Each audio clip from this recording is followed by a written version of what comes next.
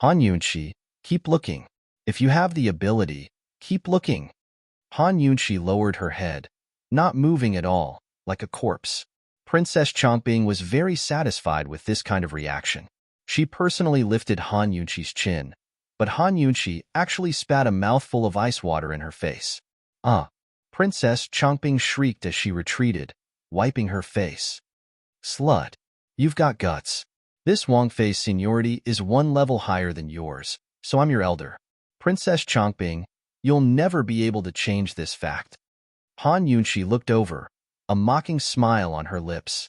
It wasn't that she wasn't afraid of death, but that she knew that even if she begged for mercy, Princess Chongping wouldn't let her off so easily tonight. Begging for mercy would only add to the humiliation and satisfy Princess Chongping's wishes. Princess Chongping wiped her face dry, smudging her makeup. Combined with her fierce expression, she looked like a tigress. Elder, is it? Very good. Then this princess will personally serve you. As she spoke, she personally picked up a bucket of water and poured it over Han Yunqi's head. Han Yunqi's body shrank back, a cold feeling spreading from her head to her 4 limbs. She felt as if her brain cells had all been frozen, her mind blank. However, the nightmare had only just begun. Very quickly, Princess Chongping picked up another bucket of water and poured it over Han Yunqi's head as well. Bucket after bucket, she didn't stop until all the ice water had been used up. The 2 jailers holding Han Yunqi had their hands frozen stiff, so how could Han Yunqi? However, she was still looking at Princess Chongping, like an ice sculpture. Cold and motionless, she stared at Princess Chongping as if she could see through all the vanity and filth in Princess Chongping's heart. This gaze not only scared Princess Chongping, but the jailers as well. The 2 jailers let go, causing Han Yunqi to topple straight to the ground, her stiff body making a loud thud as she hit the ground. Dead? Heizei of the North Court's heart skipped a beat. He hurriedly checked her breathing. Seeing that she was still breathing, his heart, which had been hanging high in the air, finally calmed down. Princess Chongping looked at Han Yunqi's stiff body. Not only did she not feel the joy of revenge, she actually felt an indescribable fear. She clearly knew that this woman couldn't do anything, but she was still afraid. She didn't even dare to look at Han Yunqi's face. She gave herself a way out. Humph, Han Yunqi, if you dare to be arrogant again, then this princess might as well tell you that even if Qingwu Gij wakes up, you can forget about leaving the justice court. You're dead for sure. After speaking, Princess Chongping hurriedly turned to leave. However, she hadn't taken more than a few steps when her foot slipped and her body leaned forward. Her entire body fell forward, like a dog eating shit. Princess Chongping's scream was deafening. Heizei of the North Court and a few other attendants hurriedly came forward to support her, their faces ashen from fright. As soon as Princess Chongping sat up, she screamed, "My waist! My waist! Don't move! My waist hurts so much." Princess, it can't be that you got hurt, right? Heizei of the North Court cried out. If her waist was hurt, it would be very difficult to recover. Moreover, there would be repercussions. In the future, if she moved a bit more, it would be easy to get hurt again. Princess Chongping was scared out of her wits. Her waist hurt and she sat on the icy ground, but she didn't dare to move. She angrily shouted at Heizei of the North Court, "Hurry and summon an imperial physician." As she spoke, she suddenly felt an itch on her face. She didn't think much of it and reached out to scratch randomly. As she scratched, she couldn't seem to stop. "Your Highness, how about this subordinate carry you out? It's not convenient for an imperial physician to come." Heizei of the North Court was on the verge of tears. If the imperial physician was summoned here, wouldn't the matter of private punishment be exposed?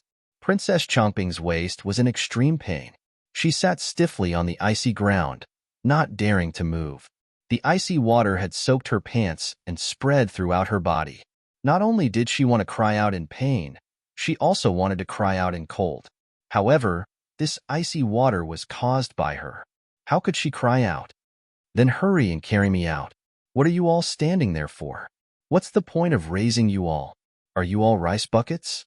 Princess Chongping yelled as she scratched herself. All of her anger could only be directed at the North Court official. The North Court official's face was covered in dirt. He hurriedly ordered the jailers to bring over a stretcher. He carefully placed Princess Chongping on it and hurriedly carried her out. Before leaving, Princess Chongping turned her head and saw Han Yunxi lying motionlessly on the ground. Those cold phoenix eyes were actually still looking at her. Heavens! Princess Chongping hurriedly turned her head back, not daring to look again. She felt a bit of regret. She shouldn't have walked in. Only then did Han Yunxi's lips curve up into a cold smile. Her smile was peerless and peerless, capable of causing the downfall of cities and nations. Princess Chongping, just wait for your face to be disfigured. In the instant she laid down, she'd poisoned Princess Chongping's feet. That was why Princess Chongping had slipped so easily. Slipping wasn't a big deal, but the poison would cause Princess Chongping's feet and face to grow a type of poisonous ringworm similar to psoriasis. It was even more disgusting than the tumors on her face. After confirming that everyone had left, Han Yunxi couldn't hold it in any longer. Her entire body trembled violently, and even her teeth chattered. Her nose felt sour. She was so cold that she wanted to cry, so weak that she wanted to cry. The cold water on the ground had already formed a thin layer of ice. There were even several parts of her body that were frozen. Just how low was her body temperature? Han Yunxi didn't even have the strength to crawl up. However, even if she did, it was useless. The entire cell was wet and icy. If it continued like this, all of her bodily functions would become sluggish. At this moment, she dearly wished that a doctor would come and give her a few injections to increase her heart rate. She was a doctor, but not an ordinary one. She only had poison and an antidote on her. With no other choice, Han Yunxi could only take out a poison pill from her detoxification system. It was a poison of dry heat. It could cause the body to become restless and cause the body's temperature to rise. Although it was very harmful to the body, Han Yunxi had no other choice. After taking the pill, she lost all of her strength and laid on the ground. The poison quickly took effect. The heat emitted from her body resisted the invading cold. Between the cold and the heat, Han Yunxi fell into a deep sleep. It seemed that someone had come to clean the ice in the cell, or checked her breathing and pulse. Han Yunxi felt it in her daze, but she didn't have the strength to open her eyes. By the time Han Yunxi woke up, it was already the evening of the next day.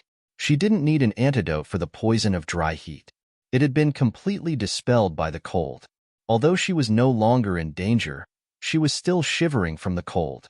She really wanted to take another poison pill, but she knew better than anyone that the second one would definitely take her life. Looking around, Han Yunxi found that all the traces from last night had been cleaned up. There was a fire in the stove, and there was a warm meal and clean clothes on the side. What was the meaning of this? Han Yunxi was confused, but then she saw Gu Beiyue appear at the door of the cell carrying something. So it was it. The North Palace official was afraid that Gu Beiyue would see the evidence of the lynching, so he destroyed all the traces. He really did a good job on the surface. When the guard leading the way left, Gu Beiyue quickly waved his hand at Han Yunxi. Princess Consort, quickly come over. He quickly squatted down and opened the soup cup. He carefully poured the hot soup into a bowl and placed it in front of Han Yunxi through the bars. Princess Consort, quickly drink it while it's hot. This official personally made it. It's cold in here, so this medicinal soup can dispel the cold. Gu Beiyue was a very clean person. His white clothes were pure, and he had a handsome temperament. He didn't fit in with this cold and dark cell, but seeing him, Han Yunxi felt an indescribable sense of familiarity. Han Yunxi walked over and saw the sincere concern and pity on Gu Beiyue's handsome face. Then she looked at the steam coming out of the hot soup. Her heart ached, and she felt uncomfortable for no reason. Everything from last night had already passed, but she couldn't help feeling wronged. Would a strong heart become weak once there was someone who cared for it? Was this place cold? This place wasn't just cold. It was so cold that it could kill a person. Dispelling the cold? A bowl of hot soup, how could it compare to last night's buckets of ice water?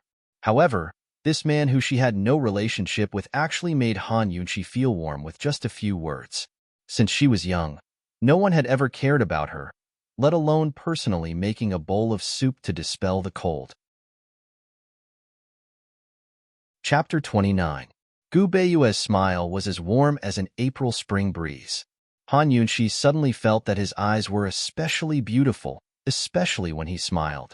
He was like a big brother next door, warm and affectionate. Imperial Physician Gu, you're considerate.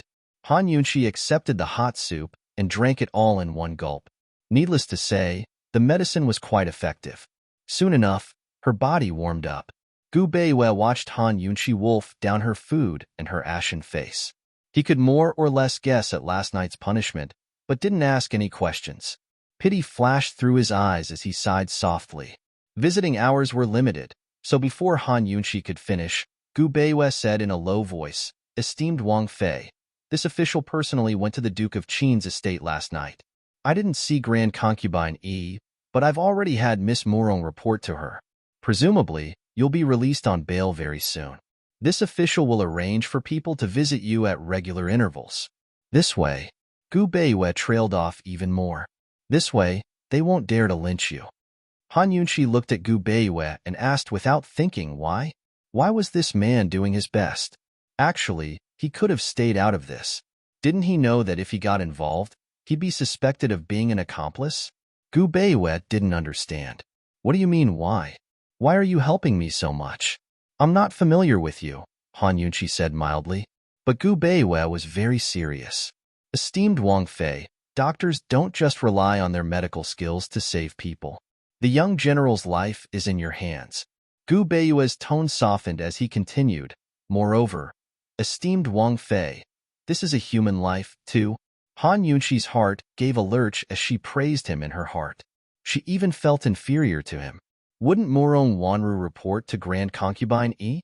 Han Yunxi didn't want Gu Beiyue to lose confidence, so she didn't explain much. She asked indifferently, "How's the situation at the great general's residence?" Last night, Princess Chongping invited several divine doctors over, but none of them were of any use. This morning, General Mu invited this lowly official over, but the young general is still the same. This lowly official tried to persuade General Mu, but unfortunately, how is the young general? Han Yunxi was most concerned about this matter. "It's still the same. I'm just afraid. If the poison is suppressed forever, then wouldn't esteemed Wang Fei." Gu Beiyue didn't continue, but Han Yunxi knew what he was worried about. If Mu Qingwu's toxicity never showed, then even Long Fei Yi might not be able to clear her name. After a moment of silence, Han Yunxi asked seriously, "Imperial Physician Gu, even you don't believe me, right?" It wasn't that Gu Beiyue didn't believe her, but it was better to be safe than sorry. "It's already been a day. Within 2 days, the young general's toxicity will show. As long as the poison is cured, he'll wake up. Help me watch over him. Tell me as soon as the poison shows." Han Yunxi's eyes shone with a resolute light. She grabbed Gu Beiyue's hand and said seriously, "I won't joke around with my own life. Only you can help me now." Gu Beiyue unconsciously lowered his head, a little surprised. Seeing Han Yunxi's clear eyes, he smiled faintly. His large, warm hand covered Han Yunxi's cold one as he said seriously, "All right, I'll do my best." Han Yunxi was delighted. If it was anyone else, she'd be worried. Only then did she let go of his hand. Naturally, there was nothing to hold. "Remember, check him frequently. As soon as the poison shows, take his blood and give it to me." "Take blood?" Gu Beiyue didn't quite understand. Han Yunxi took out a golden needle. "Here, use this golden needle to take the blood from the wound on his navel." Gu Beiyue naturally knew how to take blood to test for poison, but there were no tools or other drugs in the cell. How could Han Yunxi detect it? Seeing Gu Beiyue's hesitation, Han Yunxi smiled faintly. "Imperial Physician Gu, there are only 2 days left. If I'm acquitted, I'll tell you why." He didn't expect Han Yunxi to still be able to smile in this situation.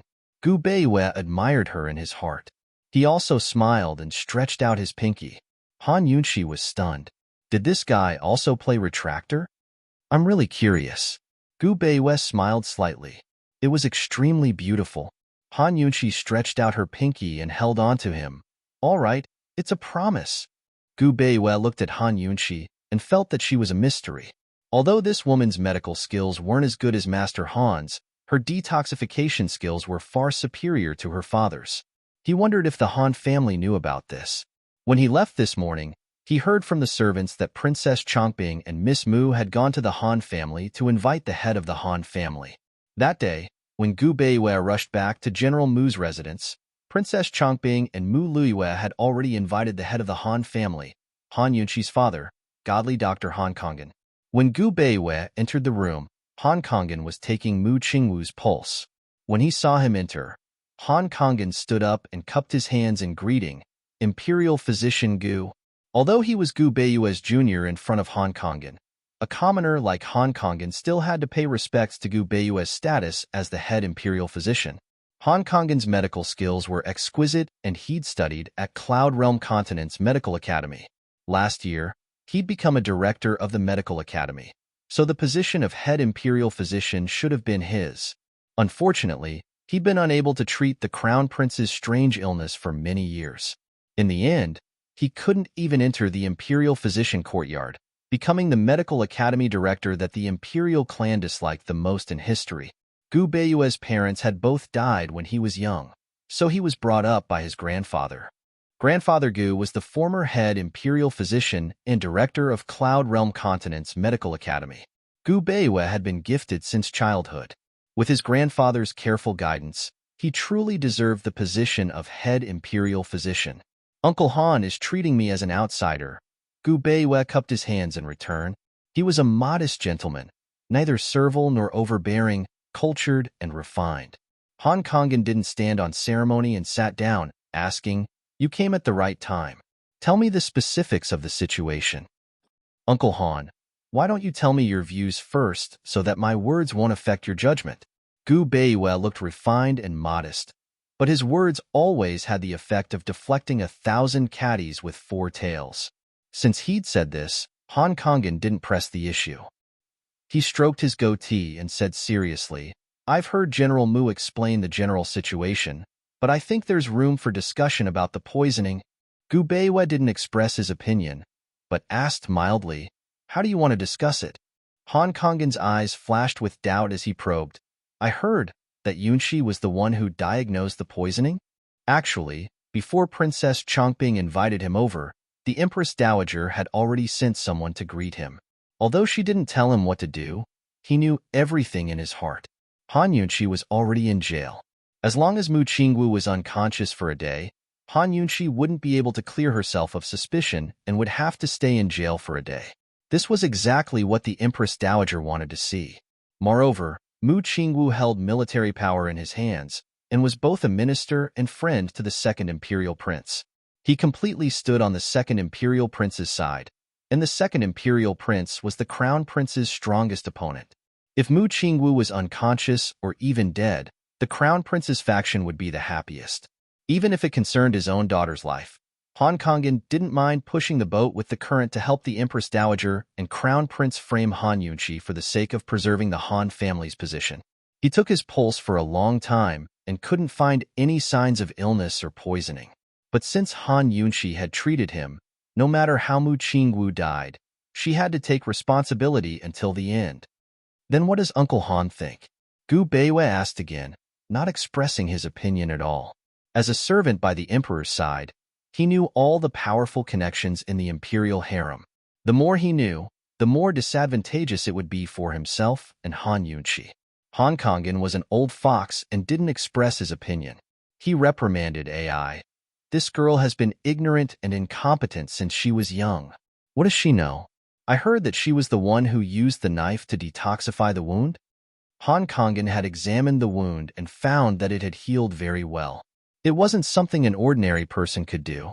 If Princess Chongbing hadn't said it, he wouldn't have believed that it was Han Yunqi's doing. How did she do it?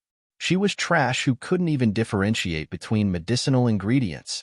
Since Uncle Han has examined the wound, you should know that the young general's illness isn't directly related to the wound, right? Gu Beiyue countered. Han Kongan stroked his goatee and hesitated for a moment before saying indifferently, "This might not be so. After all, we still can't diagnose the illness." In that instant, a trace of caution flashed through Gu Beiyue's gentle eyes. The wound on Mu Qingwu's body was very important. It was treated by Han Yunqi. If they could prove that the wound wasn't related to the current illness, then Han Yunqi would be innocent. If this wound caused any trouble, or if it was fatal, then Han Yunqi would have to sit in jail for a long time. Luckily, Han Kangin was Han Yunqi's biological father. He actually grasped onto Han Yunqi's fatal weakness and refused to let go.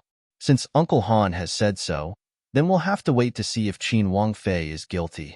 Gu Beiyue's tone was still very gentle, but his words hit the nail on the head and exposed Han Kangin's true colors. Gu Beiyue examined Mu Qingwu's wound and checked his pulse. After confirming that Han Kangin hadn't done anything, he said seriously, "General Mu, it seems that not only can divine physician Han not cure the crown prince, he also can't cure the young general.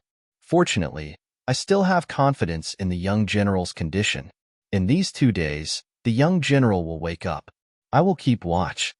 General Mu, who had been silent for a long time, suddenly raised his fist and roared, "Get out! All of you, get out! You're all trash." This general's irritable temper was well known in the imperial court. There was once a civil official who was crippled by him. Han Kangin was afraid of death and hurriedly escaped. However, Gu Beiyue stood up and faced the furious General Mu. He handed over a lawsuit written in black and white. It was actually a life and death lawsuit. "General Mu, I guarantee with my life that the young general will wake up in these 2 days. I can save him.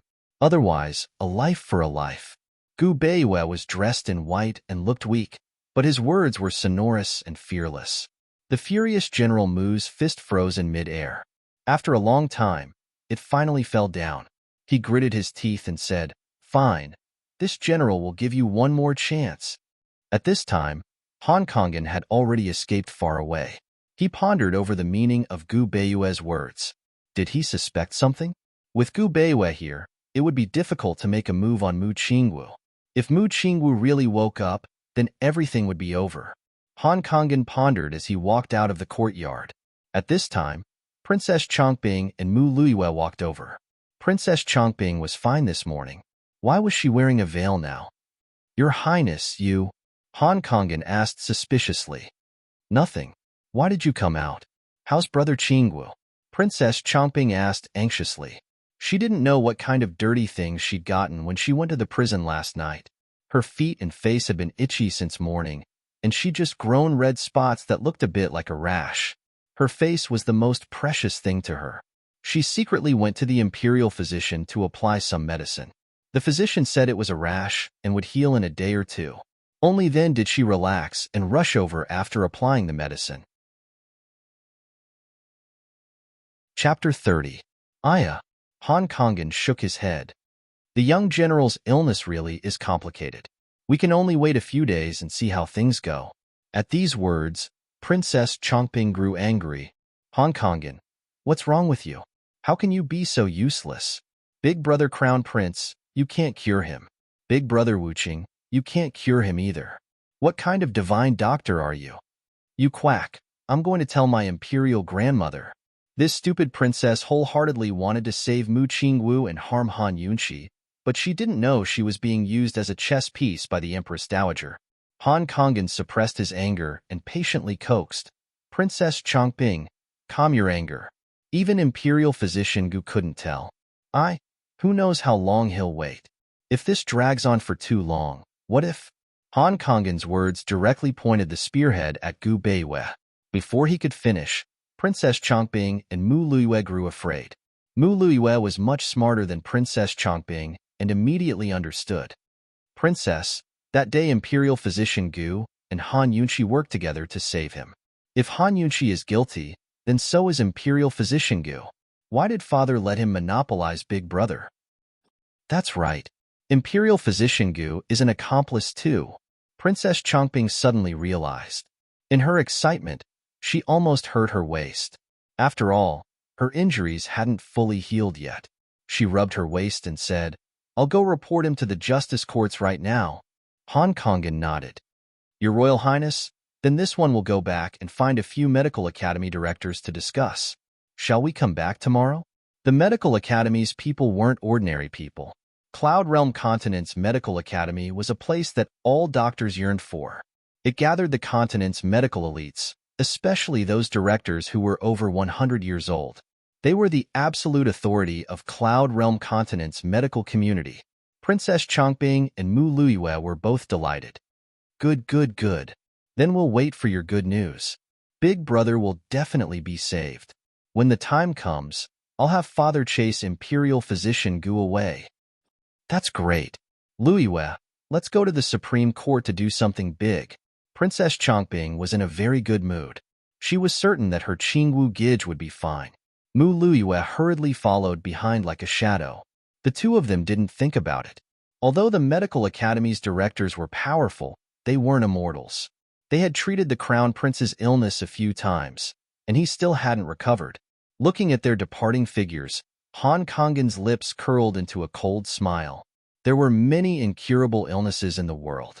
He had already suffered from the Crown Prince's illness, so he wouldn't lead the way again.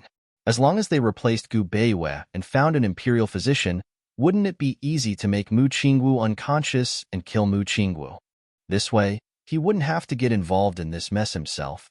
Han Yunxi. Ah, Han Yunxi. You caused your mother's death and embarrassed the Han family in front of the Empress Dowager and the Duke of Qin's estate. This time, you should do something for the Han family. Far away in prison, Han Yunxi didn't know how dangerous her situation was. Because Gu Beiwei regularly sent people to visit her, the North Court official was frightened last night and didn't dare to torture her again. However, she didn't expect that in the afternoon, an unexpected person would come. At this time, Han Yunxi was curled up on the Kong bed, counting the time with her fingers.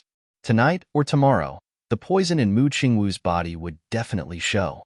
As long as Gu Beiwei could collect a blood sample in time, even if she didn't have the medicine on hand, she could write a prescription to temporarily save Mu Qingwu's life.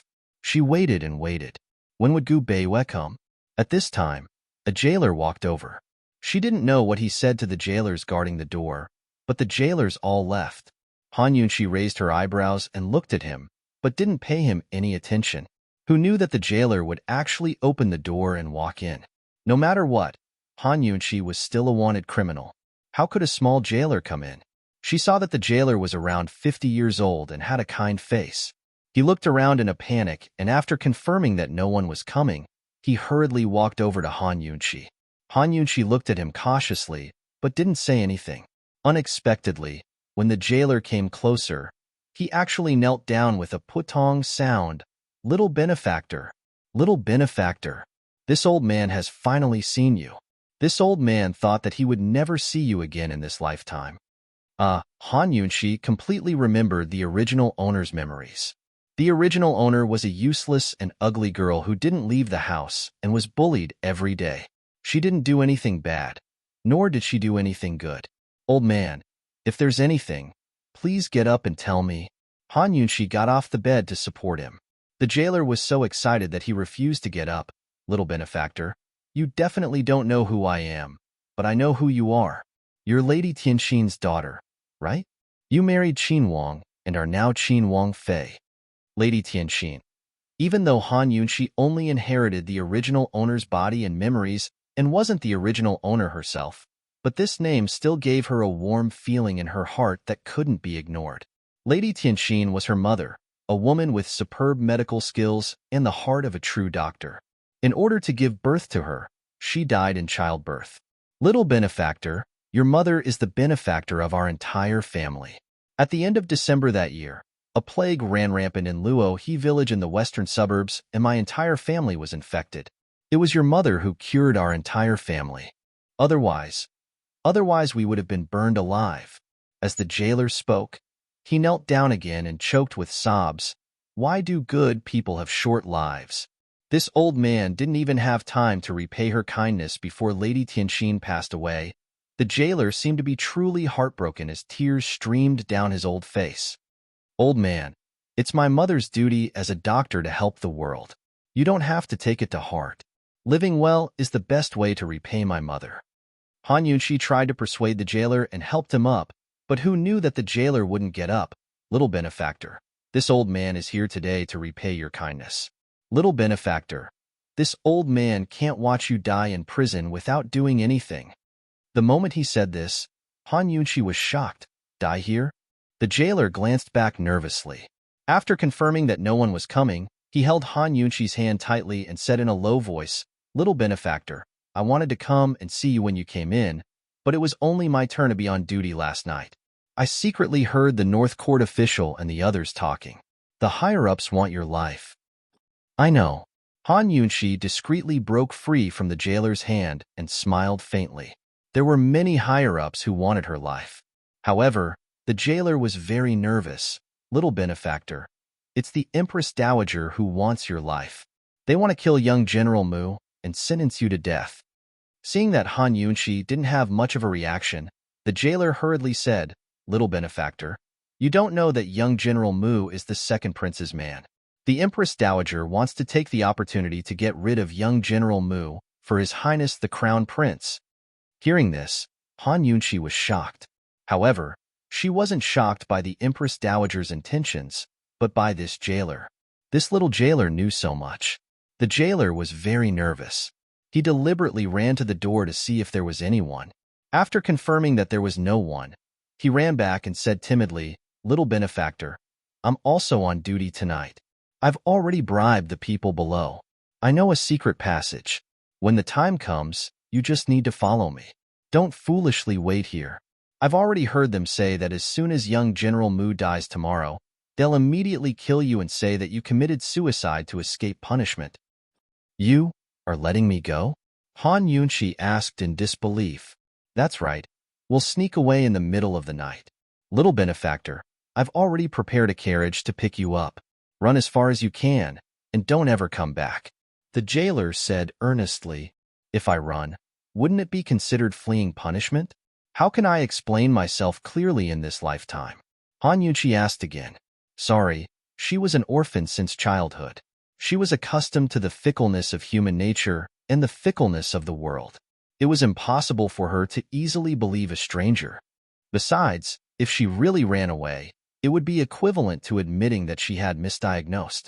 This was the greatest humiliation for a doctor. Taking a step back, she also didn't believe that the Empress Dowager could easily kill Mu Qingwu. This jailer, did he still think that she was that inexperienced Han Yunqi who hadn't seen the world? "Little benefactor, we can't care about whether or not you've committed a crime now. Saving your life is more important." The jailer was very anxious. "If I leave, then what will happen to you? I can't do things that harm people." Han Yunqi deliberately emphasized the word harm. The jailer's gaze was somewhat evasive as he said earnestly, "Little benefactor, this old man's lowly life is worthless. Madame Tianxin saved the lives of this old man's entire family. It's not too much for this old man to repay her with this lowly life of mine." The jailer's eyes were brimming with hot tears, and he was extremely emotional. Unexpectedly, Han Yunqi suddenly asked, "Why should I believe you?" At this moment, the jailer was stunned. Little benefactor, you this, I. The jailer stammered guiltily and couldn't explain himself for a long time. Han Yunqi's lips curled into a cold smile. She already had an idea in her heart. "Elder, you're already so old. You can't afford to be tormented. Let's go." As Han Yunqi spoke, she nestled on the Kong bed. Her pair of bright eyes were as clear as fire, making the jailer not dare to look directly at her. Then little benefactor, you take care." The jailer barely managed to steady himself and hurriedly retreated. Han Yunqi silently watched, thinking that if she really did escape tonight, she'd probably be killed as soon as she left the Supreme Court. Who exactly was it that came up with such a treacherous plan? As soon as the jailer left, he was brought to a secret room by two jailers. Inside, Princess Chongping, Mu Luiyue, and Heze of the Northern Court were chatting. Seeing the jailer return, Princess Chongping hurriedly stood up. How was it? Did she agree? At the same time that Princess Chongping came to Sugu Beiyue, she also came up with a brilliant plan for Heze of the Northern Court to trick Han Yunqi into breaking out of prison. Last night, she hadn't been able to deal with Han Yunqi. Instead, she'd sprained her own waist and even caught a rash. Princess Chongping wanted nothing more than to see Han Yunqi convicted right now. The jailer hurriedly knelt down. "Princess Chongping, Qin Wangfei is too clever. This one is useless." Princess Chongping's hopes were dashed. She angrily kicked him. "Useless thing. Why aren't you scramming? The northern court official gave the jailers a look, and they took the jailer away. Princess Chongping narrowed her eyes, her gaze becoming frightening. She made a kill gesture towards the northern court official. You can't. The northern court official immediately refused. Your Highness, you absolutely can't. If it was possible, last night we would have. No matter what, she can't die here. The Supreme Court can't bear this responsibility. Moreover, the Empress Dowager hasn't said anything yet. With me here, what are you afraid of? Imperial Grandmother has long wished for her death. Princess Chongping pursed her lips and said coldly, even so, she can't die here. There's still Qin. The northern court official hadn't finished speaking when Mu Luiyue suddenly had an idea. Princess, northern court official, I have another plan. What do you think? Chapter 31. It was unknown what Mu Luiyue said in a low voice, but Princess Chongping and the North Court official both revealed happy expressions. The North Court official immediately gave her a thumbs up. Wonderful. Eldest Miss Mu is truly an intelligent person. Good. Luiyue, after this matter is completed, you will be heavily rewarded. Princess Chongping's eyes were filled with sinister laughter as she immediately ordered the North Court official to make preparations. Han Yunqi, this time I will definitely kill you. Han Yunqi anxiously waited for an entire afternoon, but there was still no news from Mu Qingwu. At this time, the sky was already dark. Another day had passed, and tomorrow was the deadline.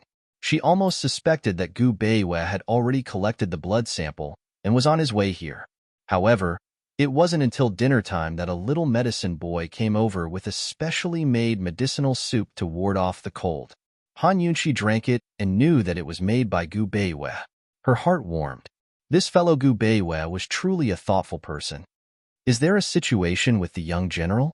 Han Yunqi asked in a low voice. The little medicine boy shook his head. Qin Wangfei, your father came over today. After he left, Imperial Physician Gu has been guarding the young general the entire time, not leaving even half a step. Han Kongan? Did he say anything? Han Yunqi didn't treat him as a person. She was a bit nervous. Everyone in the capital knew that Han Kongan was the Empress Dowager's dog. This little one isn't clear. Esteemed Wangfei, quickly drink it while it's hot. The little medicine boy couldn't stay for too long. As Han Yunqi drank the soup, he said in a low voice, Divine Physician Han didn't make a diagnosis, so General Mu lost his temper. Imperial Physician Gu signed a life and death agreement before General Mu allowed him to stay. Hearing this, Han Yunqi's heart skipped a beat. She didn't know why, but her eyes began to sting. Princess Consort, Imperial Physician Gu asked this little one to tell you that he wants you to relax and not worry too much. He wants you to take care of yourself and wait for him to come. In Han Yunqi's mind, Gu Beiwei's gentle and watery eyes unconsciously appeared. Her anxious and fretful heart inexplicably calmed down. Gu Beiwei, will you come tonight? How could Han Yunqi fall asleep that night? It was already the middle of the night, but her eyes were still wide open.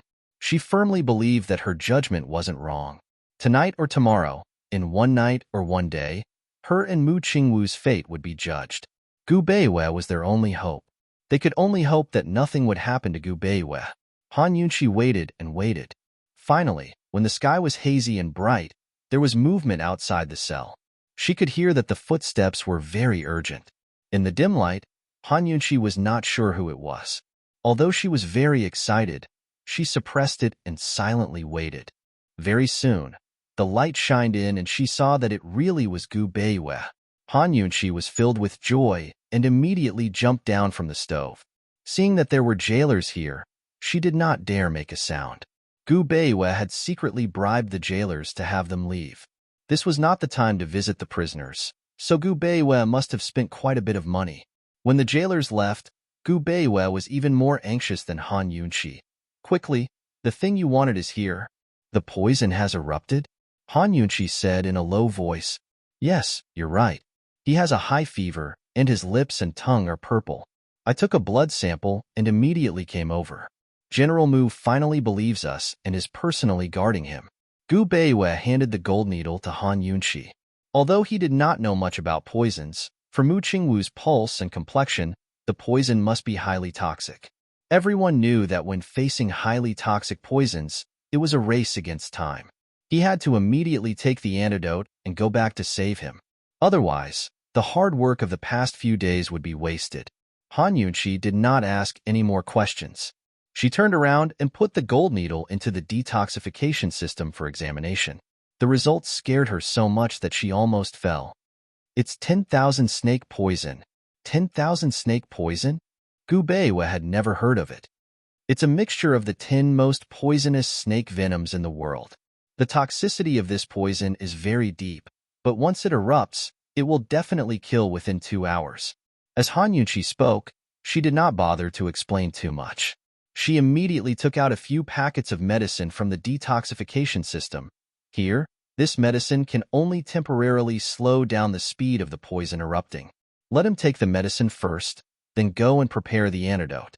You must prepare the antidote within 4 hours and let him take it, otherwise. Han Yunqi did not bother to say otherwise. She hurriedly told Gu Beiwa the prescription of the antidote and let him go. In fact, if she could get out, she could directly use acupuncture to detoxify the poison. However, she could not get out, so she could only use medicine to neutralize the poison. Fortunately, it was not difficult for Gu Beiwa to find the medicine. One had to know that it would take some time to return from the Supreme Court to the general. It would also take time to brew the medicine. It was really a race against time. If they won, everything would be fine. If they lost, they would lose 2 lives. Gu Beiwa was already anxious. When he heard Han Yunqi's words, he took the medicine and wanted to leave without saying goodbye. But, unexpectedly, Gu Beiwa had only taken a few steps when the North Court official personally led a few jailers to surround him. Imperial Physician Gu. So you were here in the middle of the night. No wonder this official couldn't find you in the estate. Gu Beiwa was burning with anxiety, but he remained calm on the surface.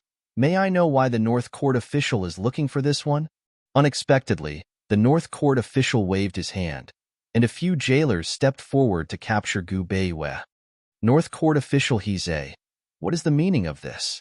Gu Beiwa questioned coldly. This official suspects that you and Han Yunqi colluded in the misdiagnosis of Mu Qingwu's murder. Right now, you are being detained to await trial, the North Court official said loudly. At this moment, Han Yunqi also heard this from the prison. She was so angry that she kicked the wall. These people couldn't be doing this on purpose, right? North Court official, who gave you this authority? You dare to lock up the Emperor's personal imperial physician? Gu Beiwa was calm, but his eyes were cold.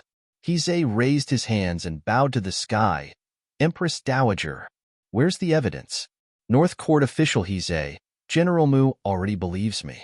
I am going back to treat the young general's poison now. If you dare to lock me up, you will have to bear the consequences.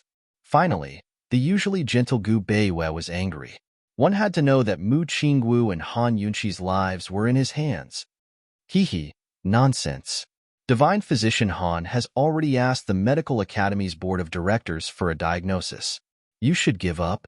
The North Court official snorted. Let me go. You will cause the young general's death. I want to see the Emperor. North Court official Hize, the Emperor's health has not been good recently. I must be on standby at any time. Think carefully. Gu Beiwa kept struggling. Unfortunately, he was only a physician and didn't have the strength to truss up a chicken. How could he resist the burly jailers? Soon, his voice disappeared in the gloomy corridor. Princess Chomping had long since urged the North Court official to arrest him. She said that if Imperial Father wanted to punish him, she would bear the consequences alone. The North Court official was also apprehensive of Gu Beiwa's identity, so he didn't dare to make a move. He had just found out that the Emperor's health had been good these past few days, and had also approved Gu Beiwa's request for leave. Thus, he silently arrested him in the middle of the night. Someone come. Report to the princess that the matter has been taken care of without alerting anyone. The North Court official yawned as he spoke, a sharp light flashing through his eyes. He waved his hand, indicating for everyone to withdraw. Soon, everyone had left and the flames had also retreated. Han Yunqi finally couldn't take it anymore and fiercely kicked the iron bars. She couldn't use words to express her anger and anxiety. She continuously took deep breaths and paced back and forth. There were only 2 hours left. What should she do in 2 hours? When General Mu saw that Gu Beiwei hadn't returned, would he discover something strange? Would he come to look for him? When would he come? Would it be too late to wait for General Mu to send someone to bring the medicine back? Without Gu Beiwei, would the ingredients in the prescription be found in such a short time? What if General Mu thought that Gu Beiwei had tricked him? What would she do then? Calmness was the most basic quality of a physician.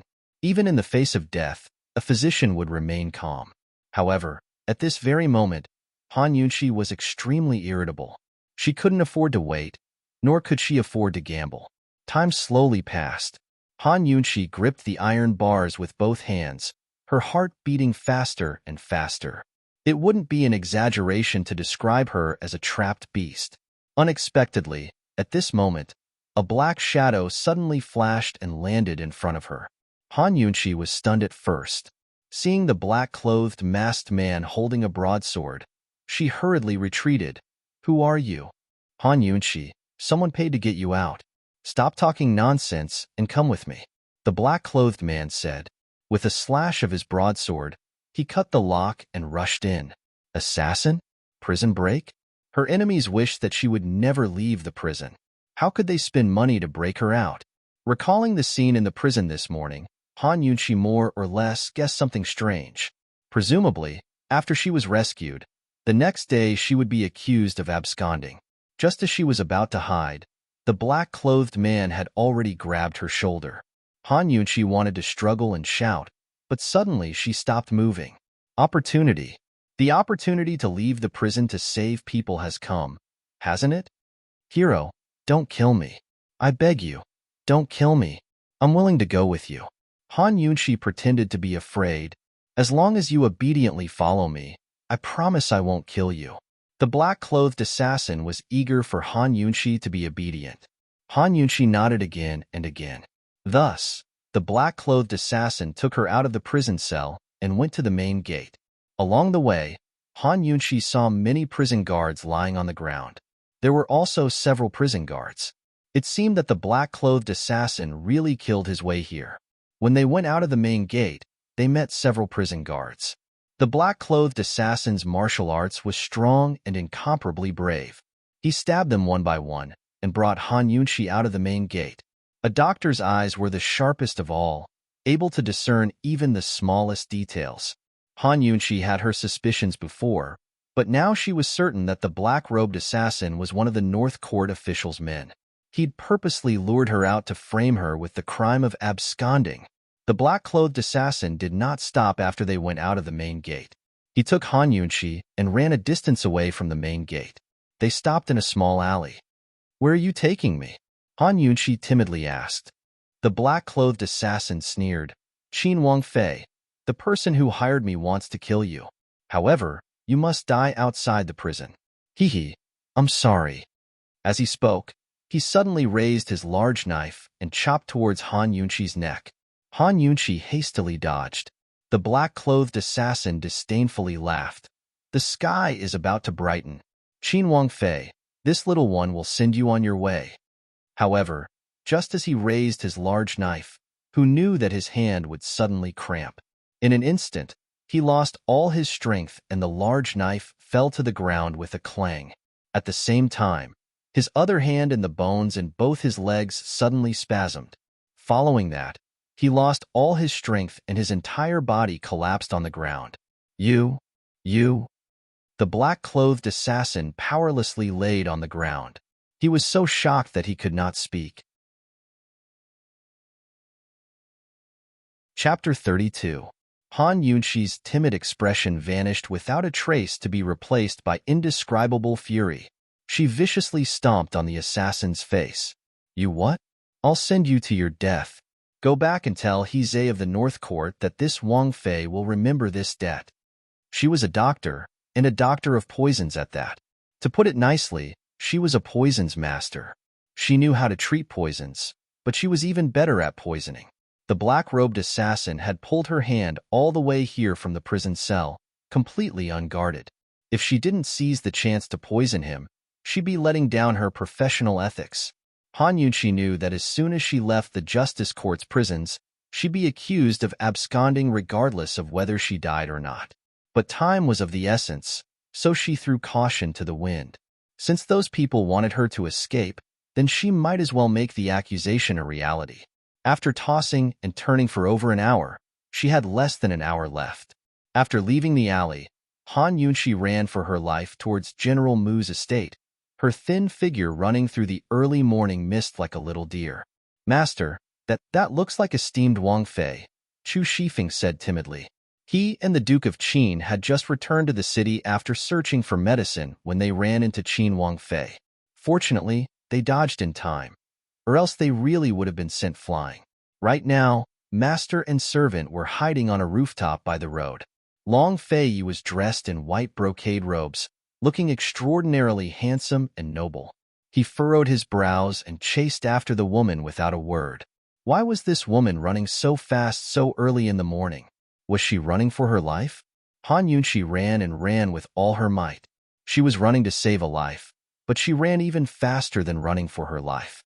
Why was the damn Justice Court so far away from the general's estate? Han Yunqi had no idea how fast she ran. By the time she reached the general's gates, she was out of breath. She pulled on the door knocker and pounded on it until she couldn't speak. Very soon, the guard opened the door and was given a fright when he saw her. "Qin Wang Fei, why is it you? Where's Imperial Physician Gu? Quick!" Han Yunqi was still gasping for breath. She couldn't speak, so she simply stopped talking. She pushed open the door guard and was about to rush inside. Unexpectedly, a loud shout came from behind. "Han Yunqi, why are you here? Stop right there." Who else could this voice be other than Princess Chongping? Han Yunqi's footsteps paused. She didn't turn around and immediately ran inside. Princess Chongping panicked. "Men, chase after her." Han Yunqi escaped from prison. Several attendants hurriedly chased after him. Princess Chongping also lifted her long skirt and ran over. She had just received news from Hizhe of the Northern Court that Gu Beiwe had been imprisoned. She immediately went to find Divine Dr. Han. Divine Dr. Han said that he still needed to wait for news from the Medical Academy's Board of Directors and recommended an imperial physician. Han Yunqi once again ran with all her might, madly running towards Mu Qingwu's bedroom. Several attendants and Princess Chongping chased after her with all their might. Very soon, the quiet general's estate was in chaos. Han Yunqi firmly believed that this was the fastest she'd ever run in her life. When she reached Mu Qingwu's door, she almost ran into it. Fortunately, she pressed her hand against the door and stopped. Bang, bang, bang. Bang, bang, bang. She frantically knocked on the door while gasping for breath. General Mu, who was personally guarding the door, hurriedly opened it. When he saw Han Yunqi, he jumped in fright. "You, Han Yunqi, why is it you? Where's Gu Beiwe? Didn't he go?" Gu Beiwe hadn't returned. He'd already sent people to look for him, but those people hadn't returned. He was anxious but didn't dare to leave Mu Qingwu's side. Now that he saw Han Yunqi, he was truly a bit stunned. Han Yunqi was truly out of breath. She gestured inside, indicating that General Mu should let her in. At this time, Princess Chongping's voice came from behind. Han Yunqi, stop right there. Don't let her in. General Mu, she's a fugitive. Stop her." What was going on? No matter what happened, curing the poison was the most important thing. General Mu saw Gu Beiwe take out a black sample of poison blood from Mu Qingwu's wound. He also saw Mu Qingwu's lips turn black. Even if he didn't know anything about medicine or poison, he knew that the poison had flared up. Even if he didn't believe Han Yunqi, he had no choice but to believe it. Han Yunqi said he was poisoned, so he really was poisoned. Han Yunqi said that the poison would show itself in these few days, so it really came true. Wasn't the poison needle in Qingwu's body also taken out by Han Yunqi? The more General Mu thought about it, the more he felt that something wasn't right. Han Yunqi had diagnosed it, but Han Kongan hadn't seen it. He'd even said that he wanted to invite the Medical Academy's Board of Directors to treat him, but they still hadn't come. Curing the poison, how urgent was that? General Mu would acknowledge whoever could cure the poison as his ancestor. Thinking of this, General Mu recalled Gu Beiwe's reminder before he left. The Empress Dowager had personally issued an arrest warrant to lock up Han Yunqi. No matter what, the Empress Dowager would have people come up with evidence, and the evidence was Mu Qingwu. General Mu wasn't a fool. Of course, he knew that the Crown Prince's faction had been coveting Qingwu's military power for a long time. Seeing Princess Chongping's people chasing after him, General Mu made a prompt decision. He pushed Han Yunqi into the room and went out himself. He closed the door behind him and even locked it. As soon as the door was locked, Princess Chongping's attendants arrived. Seeing General Mu standing at the door like a demon, the attendants, who were used to relying on others' power, became timid. They pushed each other, not daring to come forward. Princess Chongping was so angry that she couldn't run anymore. She panted as she walked over. It took her a long time to catch her breath. She ordered, "General Mu, immediately open the door for this princess." "Princess Chongping, this is my son's bedroom. What are you trying to do so early in the morning?" General Mu asked unhappily. Princess Chongping was stunned. What was wrong with General Mu? Didn't he also hate Han Yunqi? It was Han Yunqi who had caused Qingwu Gij to be like this. "General Mu, are you crazy? You let Han Yunqi, that murderer, in? What are you trying to do?" Princess Chongping was furious. "Imperial Physician Gu is treating him. Don't make trouble." General Mu wasn't polite at all. Princess Chongping was dumbfounded. She immediately shouted, "General Mu, you're possessed. You're still pretending. I saw you let Han Yunqi in. This princess is telling you, Han Yunqi is a fugitive. Are you harboring a criminal?" "Princess, you're mistaken. Qin Wangfei is locked up in the imperial prison. How could she be in my Mu estate?" General Mu lied confidently. For his son, he was willing to lie with his eyes open. As long as his son could wake up, everything would be easy. "You." Princess Chongping was furious. "I clearly saw it. You're lying." "That's right. General Mu, you're a first-rank official. You can't lie with your eyes open." The attendant hurriedly echoed. General Mu glared at him. "You also know that this general is a first-rank official. What qualifications do you have to speak to this general? Why aren't you retreating?" The attendant's face was ashen. He could only resentfully retreat behind Princess Chongping. Princess Chongping pouted. "Humph, I don't care. I saw it. I want to go in."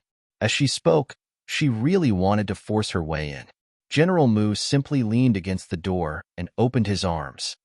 "Qingwu is seriously ill and needs to rest. Old man, let's see who dares to force their way in today. Without the Emperor's orders, even if this old man dies here, I won't open the door." Inside the room, Han Yunqi was in the midst of doing another scan to determine the depth and location of the poison. Hearing General Mu's words, she let out a sigh of relief. At least this old thing wasn't muddle-headed. She only had 30 minutes left. There wasn't enough time to brew the medicine and then find a way to concoct the antidote. Since she was here, she naturally had to use acupuncture to expel the poison. The detoxification system scanner was currently scanning back and forth. The poison's location would soon be determined. At the door, Princess Chongping was currently tugging on General Mu's hand. She pulled with all her strength, but no matter what, she couldn't move it. "General Mu, you'll kill Qingwu Gij. No matter what, you can't let Han Yunqi stay inside by herself. I brought an imperial physician. You should at least let him in to take a look." Han Yunqi already treated him twice. Both times, there was no effect. She said he would wake up, but he still hasn't woken up. She really can't be trusted. "General Mu, I'm begging you. Let the imperial physician in." "Imperial physician? Sent by the Empress Dowager, right?" General Mu sneered inwardly. His body was like a mountain, unmoving. Princess Chongping couldn't move him, nor could she persuade him. Just as she was feeling anxious, Mu Luiyue suddenly led a group of people over. This group was none other than the North Court official, He Zhe, and his men. She'd come up with a brilliant plan for the North Court official. She'd arranged for an assassin to break out of prison and kill Han Yunqi. Then, she'd lead the troops in pursuit. After seeing Han Yunqi's corpse, she'd frame her with the crime of fleeing and dying. But who knew that a weak woman like Han Yunqi would actually be able to escape from the assassin's blade? If it wasn't for Mu Luiyue's report, the North Court official really wouldn't know where to find her. Seeing the North Court official bring a group of soldiers over, Princess Changping was overjoyed. She hurriedly said, "North Court official, Han Yunxi is in the room. Hurry up and capture her." When General Mu saw the North Court official, he knew things weren't good. He wanted nothing more than to hang Mu Luiyue up and give her a good beating. In times of chaos, it was the world of soldiers. In times of peace, it was the world of officials. Soldiers couldn't fight with officials, otherwise they'd be accused of plotting a rebellion. Inside the room, Han Yunxi had already found the exact location of the 10,000 snake poison. The poison would gather at Mu Qingwu's chest, erupting bit by bit from the depths. This location was very close to the heart, so she had to use the needles immediately. She couldn't afford to waste any time. Han Yunxi rejoiced that she'd come early. She tried her best to ignore the sounds outside the door. Calming herself down, she focused her mind and took out the needles she needed, placing them one by one to the side. She then began to undo Mu Qingwu's clothes, searching for the exact acupoints. "General Mu, this one's duty is to pursue a fugitive. I hope you can make things easy for me." The North Court official was still very polite. "The fugitive isn't here. North Court official, please." General Mu didn't give him any face, blocking the door and not moving. Princess Changping clearly saw the fugitive enter. Could it be that General Mu thinks she's lying? The North Court official asked again. General Mu didn't reply, turning his head to look elsewhere. "General Mu, since you don't want to cooperate, then don't blame this official for being rude." The North Court official first tried peaceful means before resorting to force. His voice was cold as he ordered, "Men, please move General Mu aside and search the room." In an instant, the soldiers surrounded General Mu, wanting to capture him. The North Court official was different from Princess Changping. He had the authority to capture fugitives and had a legitimate reason to use the soldiers. "You dare?" General Mu roared, scaring everyone into not daring to move. He was a great general with hundreds of thousands of soldiers under his command. "We're following the Empress Dowager's orders to capture a fugitive. What are you all standing around for?" The North Court official was also angry. Chapter 33. Inside the room, Han Yunxi was in the middle of inserting the first gold needle. She was very unwilling, but she still heard the commotion outside. At this juncture, if those people barged in, things would become even more troublesome. They would definitely accuse her of a second murder. However, her acupuncture technique couldn't be rushed and had to be done one by one. "General Mu, you must hold on."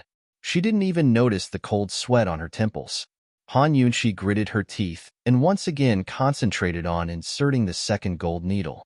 With He of the North Court's words, the soldiers all stepped forward. General Mu's brows were tightly knitted, and he couldn't bear it any longer. He impulsively pulled out his long sword. "Guards, protect young general." Just as he finished speaking, a group of soldiers rushed out from the side of the room, all of them holding long spears. Seeing this, He of the North Court took in a cold breath and angrily questioned, "General Mu, what do you mean by this? Are you going to mobilize the soldiers?" This time, the surrounding people were all dumbstruck. They didn't expect General Mu to do this. Although there was a saying, when a general is away, the emperor's orders are not obeyed. General Mu was currently in the capital.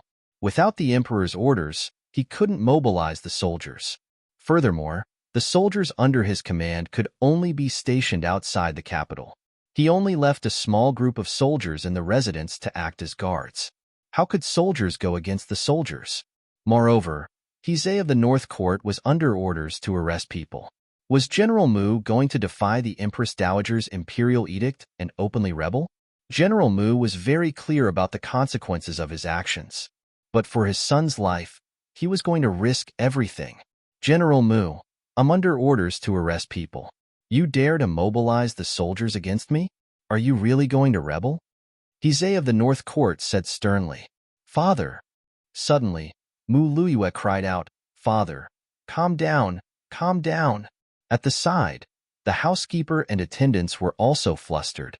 They didn't expect things to develop to this stage. Even if it was for young General Mu couldn't mobilize the soldiers and give people a reason to criticize him.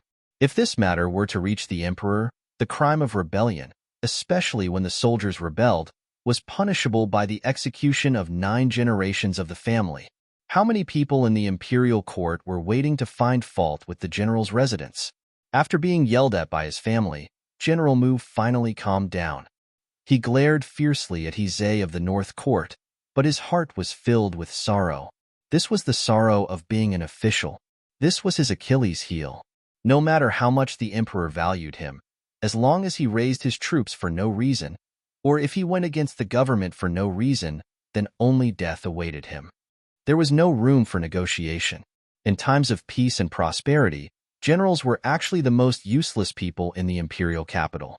General Mu resentfully put down his sword, and the surrounding soldiers could only retreat.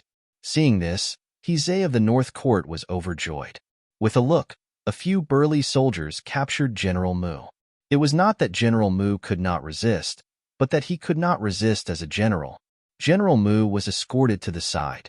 Hizei of the Northern Court was pleased with his success. General Mu, don't worry. If we find Han Yunqi, this official won't dare to accuse you of harboring an escaped concubine. This official will say that you have done a meritorious deed by reporting her. Haha.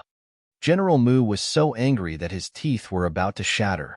He looked at Hizei of the North Court and mournfully shouted to Princess Chongbing, Princess Chongbing, Qingwu really was poisoned. Han Yunqi's diagnosis wasn't wrong.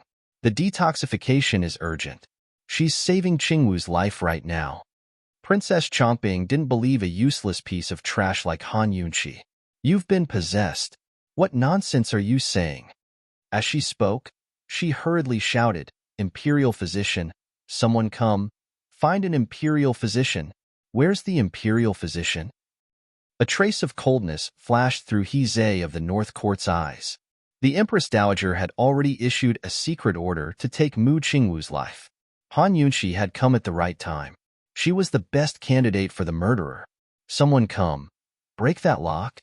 Hizei of the North Court suddenly shouted. Boom. A loud sound rang out, causing Han Yunqi to jump in fright. The hand holding the needles trembled for the first time. There were still a few gold needles in her hand, but her hand was trembling as much as her heart. The rustling sounds outside the door indicated that those people were removing the lock. In the next moment, they would push the door open and enter. At this moment, Han Yunqi's delicate and pretty little face had drooping eyes and her tender lips were tightly pursed. She was cold and inviolable. One of her hands continued to insert needles, while the other pulled out Mu Qingwu's dagger and held it in her hand. As long as she had 10 more minutes, she would be able to force the poison out. She was going to risk it all. No matter who tried to stop her, she would take Mu Qingwu hostage. Let's see who would dare to move. Time slowly passed. However, very quickly, Han Yunqi discovered that after the rustling sounds outside the door, there was no more sound.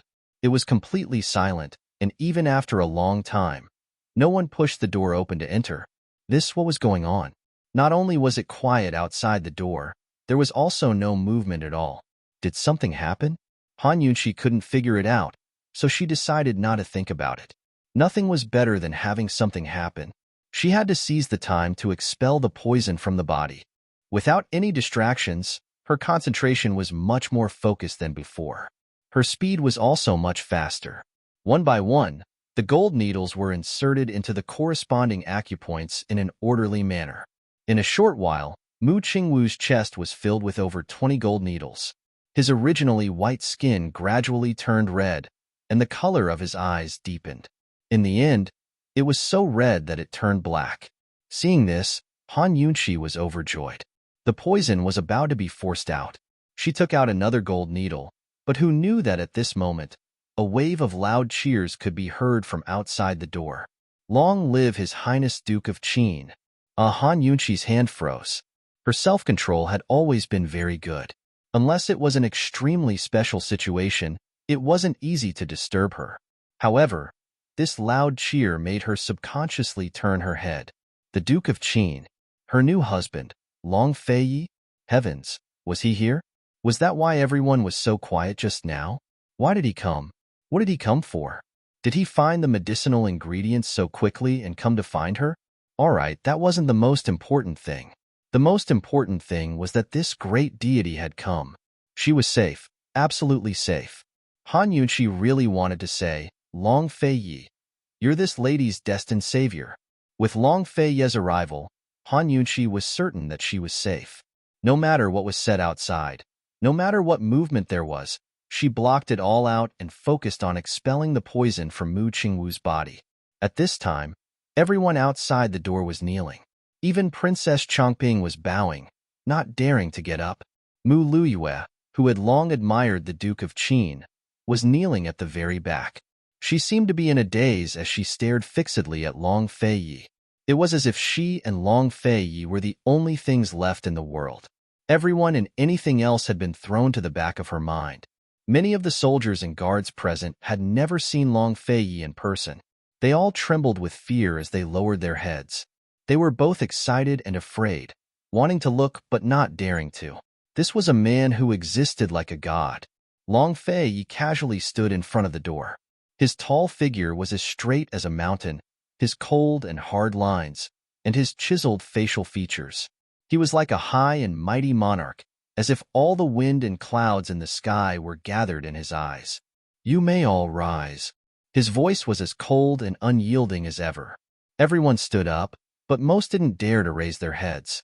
Long Fei Yi had chased after Han Yunqi all the way here. He had been watching and listening from the rooftop, so he more or less understood the situation. His cold gaze landed on He Zhe of the North Court. North Court official, when did Qin Wangfei become a fugitive?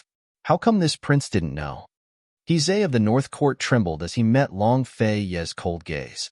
He immediately lowered his head, his entire body as cold as an ice cellar. Since she was a fugitive, then she had already been imprisoned.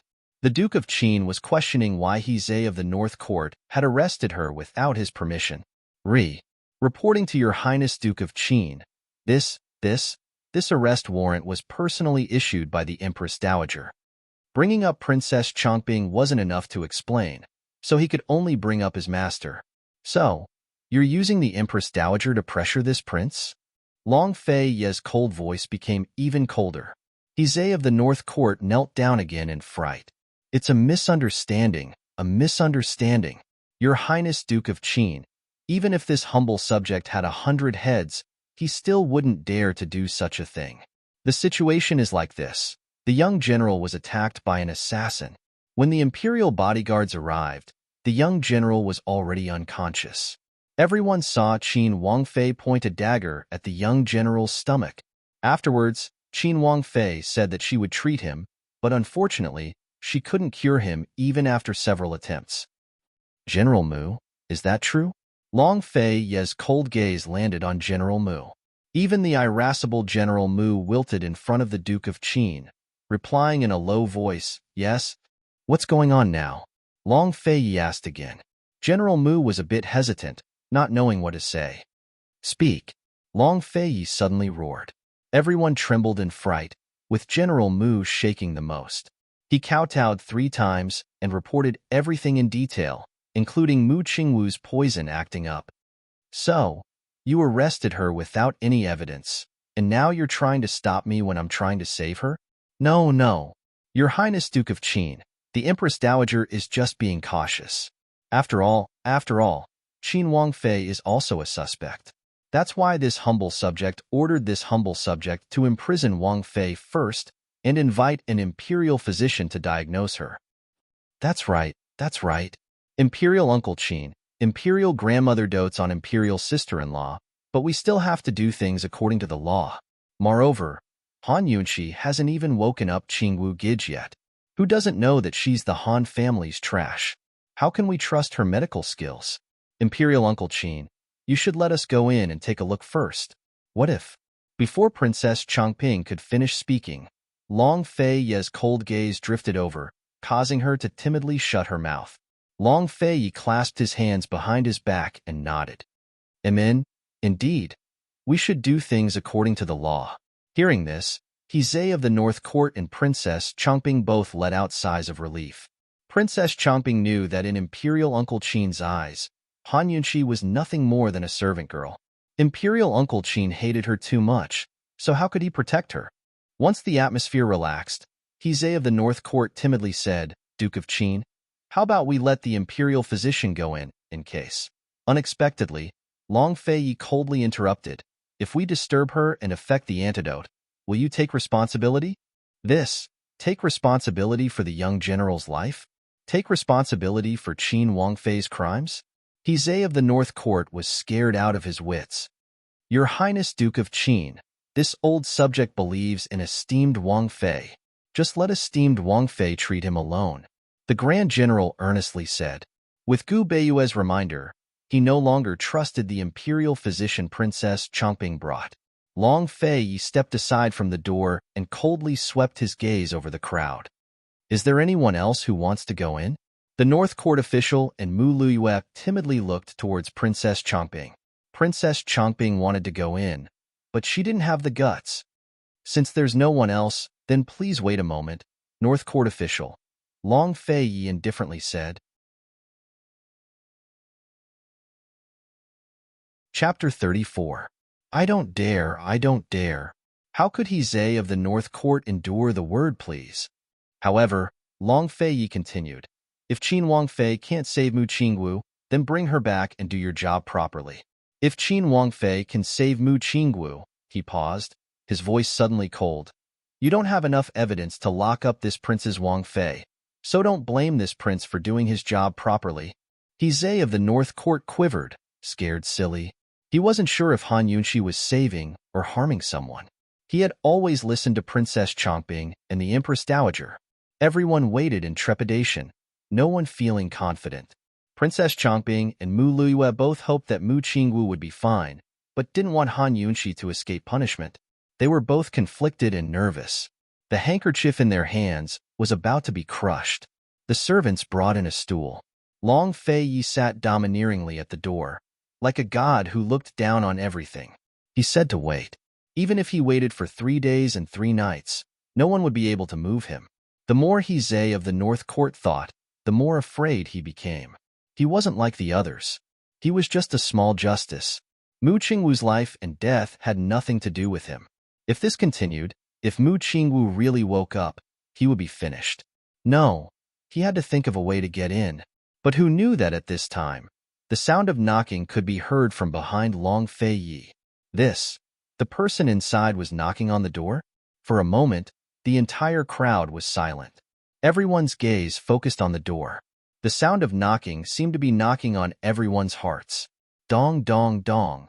There were only Mu Qingwu and Han Yunxi in the room. Who could be knocking on the door? Long Fei lazily rose to his feet and personally removed the chair. The door had been bolted from the outside, and the broken lock was still hanging from its hinges. Did Han Yunxi cure Mu Qingwu's poison? General Mu was both excited and nervous. He wanted nothing more than to push the door open.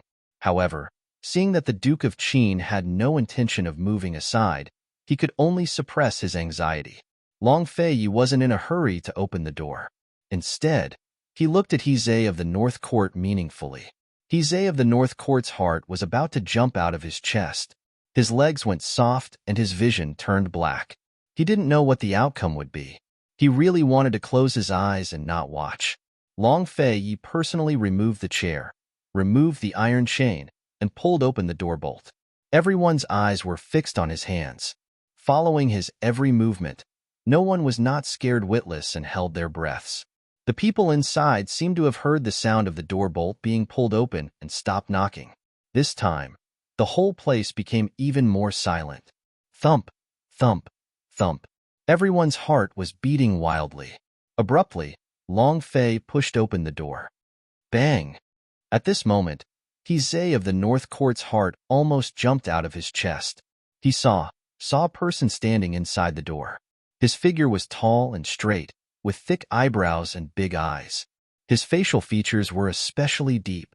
Although his face was as white as paper, the charm in his large eyes was still there, shining with a candid light. This person was none other than young General Mu Qingwu. He was awake. Not only was he awake, his eyes were bright as he stood at the door. His angry gaze was fixed on Hizhe of the North Court. He woke up just after the poison was cured. When his wound was bandaged, Han Yunxi told him everything. Everyone had yet to regain their senses when Mu Qingwu suddenly shouted angrily, "He's of the North Court. What is the meaning of this? Qin Wangfei is this general's savior. What right do you have to say that she was an assassin and frame her for misdiagnosis? What right do you have to lock her up? Without her, this general's life would have been long gone. What, do you also wish for this general to die?" Heavens, Mu Qingwu actually woke up. Han Yunqi really saved him and woke him up. It's over, it's over, it's all over. Heze of the North Court's legs trembled, and he almost collapsed. It's a misunderstanding. Young general, this official is innocent. This official really didn't know that Qin Wangfei could save you. Mu Qingwu angrily glared at General Mu. Father, Qin Wangfei has no enmity with this child, so why would she harm this child? How could she be an assassin? That day, this child was poisoned by an assassin. It was Qin Wangfei who saved this child. This child only lost consciousness after seeing her. General Mu's face turned red as he felt ashamed. Father, I was just worried. You've become muddle-headed. You almost took the lives of esteemed Wangfei and this child. Mu Qingwu reprimanded. General Mu already knew that he was wrong and quickly knelt down. Old man was wrong. Wrong. Mu Qingwu was filled with righteousness and anger. He clutched his wound and walked over the threshold. Just as he was about to continue reprimanding, he noticed that Duke of Qin, Long Feiyi, was standing to the side. He jumped in fright and immediately knelt down to greet him. With the Duke of Qin present, how could he speak so loudly? Forget it. Where's Han Yunqi? Long Feiyi asked. At this time, Han Yunqi had just finished tidying up. She washed her hands and walked out just in time to hear Long Feiyi say her name. She didn't know if it was because his deep voice was very pleasant to hear or if it was because her name was pleasant to hear, but in any case, Han Yunqi felt very comfortable when she heard it. Qin Xie is here. Han Yunqi was very obedient. She walked out with a docile face and obediently stood by his side. In a flash, everyone's gazes shifted from Mu Qingwu to Long Feiyi and Han Yunqi. After all, no one had ever seen the two of them stand together since their wedding. As for the relationship between the two of them, no one knew. Han Yunqi, who had a petite figure but a powerful aura, stood by Long Feiyi's side. In an instant, she looked like a little bird relying on its master. As soon as Han Yunqi entered the gates of the Duke of Qin's estate, there were all sorts of bad rumors circulating outside. Some even predicted that Han Yunqi would never see His Highness Duke of Qin. But this time, Grand Concubine Yi hadn't even made a move. Instead, the Duke of Qin had appeared in person, surprising everyone. Could it be that Han Yunqi had turned over a new leaf because of her beauty? Just what was the Duke of Qin's attitude towards her? Why did you escape from prison? Long Feiyi asked. Escape from prison? Only criminals escape from prison. I didn't commit any crimes, right? I don't count as a fugitive, right? Han Yunqi's face was innocent as she turned to ask sincerely. North Court official, what you say counts. Do you think I escaped from prison? As soon as Mu Qingwu woke up, Han Yunqi had told him everything.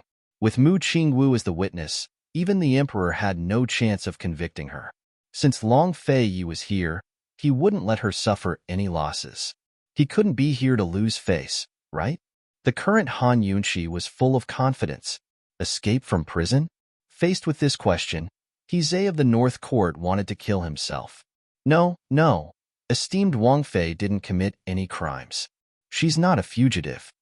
If I didn't commit any crimes, then why did you imprison me? Han Yunqi asked seriously. Heze of the North Court panicked. His logic was all messed up, and he didn't know how to explain himself.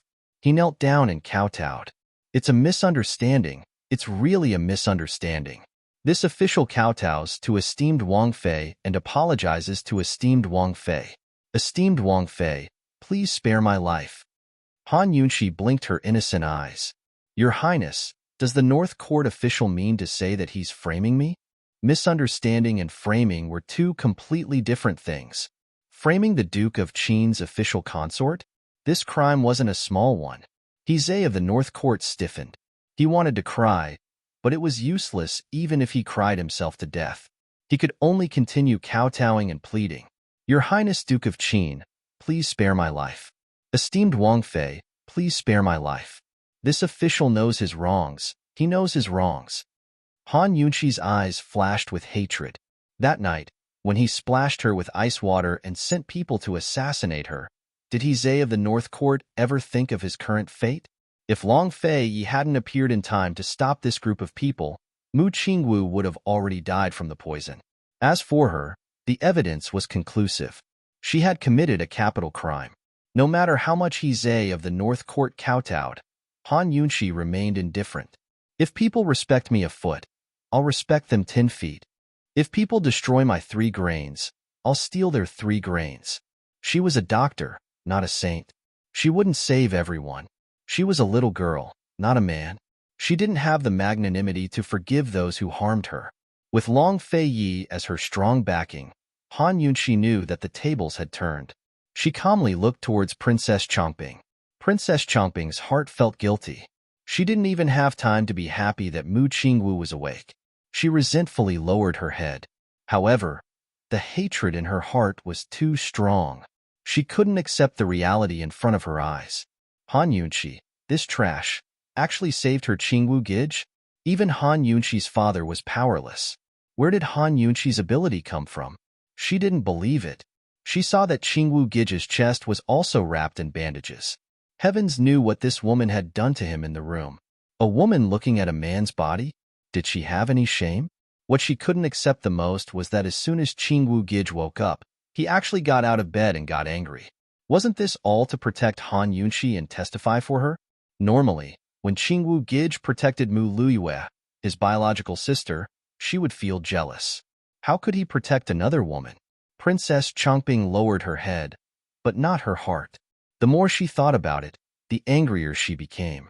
Long Fei, you didn't have the leisure to stay here and listen to someone beg for mercy.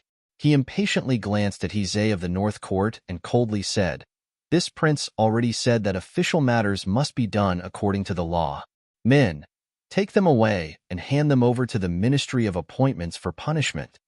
As soon as these words were spoken, the soldiers under He of the North Court all rushed forward. To be able to serve the Duke of Qin, even if it was just once, would be the glory of a lifetime. This was undoubtedly a resounding slap to He of the North Court's face. He of the Northern Court couldn't care less about losing face. He rushed over to Princess Chongping's side, kneeling and begging. "Princess Chongping, this lowly official will listen to you on this matter.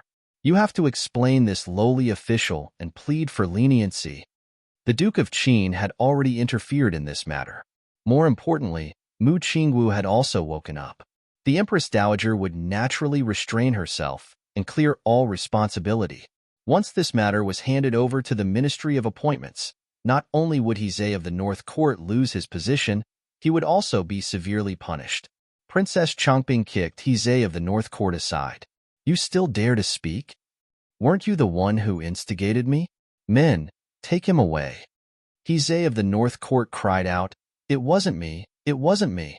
It was Mu Lu." Before He of the North Court could finish speaking, Mu Luyue stuffed his mouth shut. "You dog official, you almost took my brother's life. It was all you who instigated Princess Chongping. The Duke of Qin is impartial and won't allow you to quibble." Mu Luyue's face was full of righteousness, but her heart was anxious. She was afraid that the Duke of Qin would find out the truth and have a bad impression of her. Unfortunately, despite her efforts in acting, the Long Fei Yi treated her like air and didn't even spare her a glance. Han Yunqi watched Mu Luyue's performance, her heart filled with anger. Even if she and this big ice cube were only a couple in name, they were still husband and wife. "You're using tricks to curry favor? Do you think I don't exist?" Thinking up to here, Han Yunqi smiled lightly. "Third Miss Mu, speaking of which, the one who's been saying that I have ulterior motives and want to harm your brother is you, right?"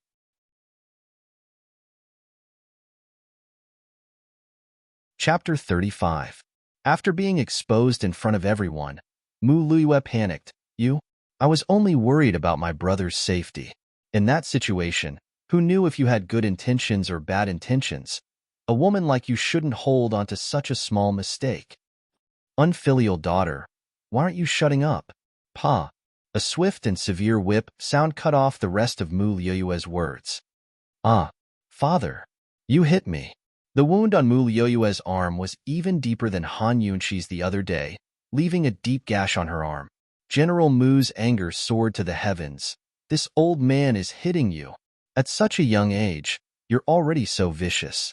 Qin Wangfei was sincerely treating the patient, but you made wild guesses and went against Wangfei at every turn. You almost took your brother's life. Shouldn't this kind of unfilial daughter be hit? After saying this, he lashed out with the whip again. Mu Liuyue's body had another bloody wound. She was so scared that she covered her head with both hands and cried bitterly. Don't hit me. Father, I know I was wrong. Woo-woo. I won't do it again. I won't do it again. General Mu threw down the whip and knelt in front of Han Yunqi. Esteemed Wangfei, this old official thanks you for saving my son. As he spoke, he heavily kowtowed. Then he continued, this old official framed you.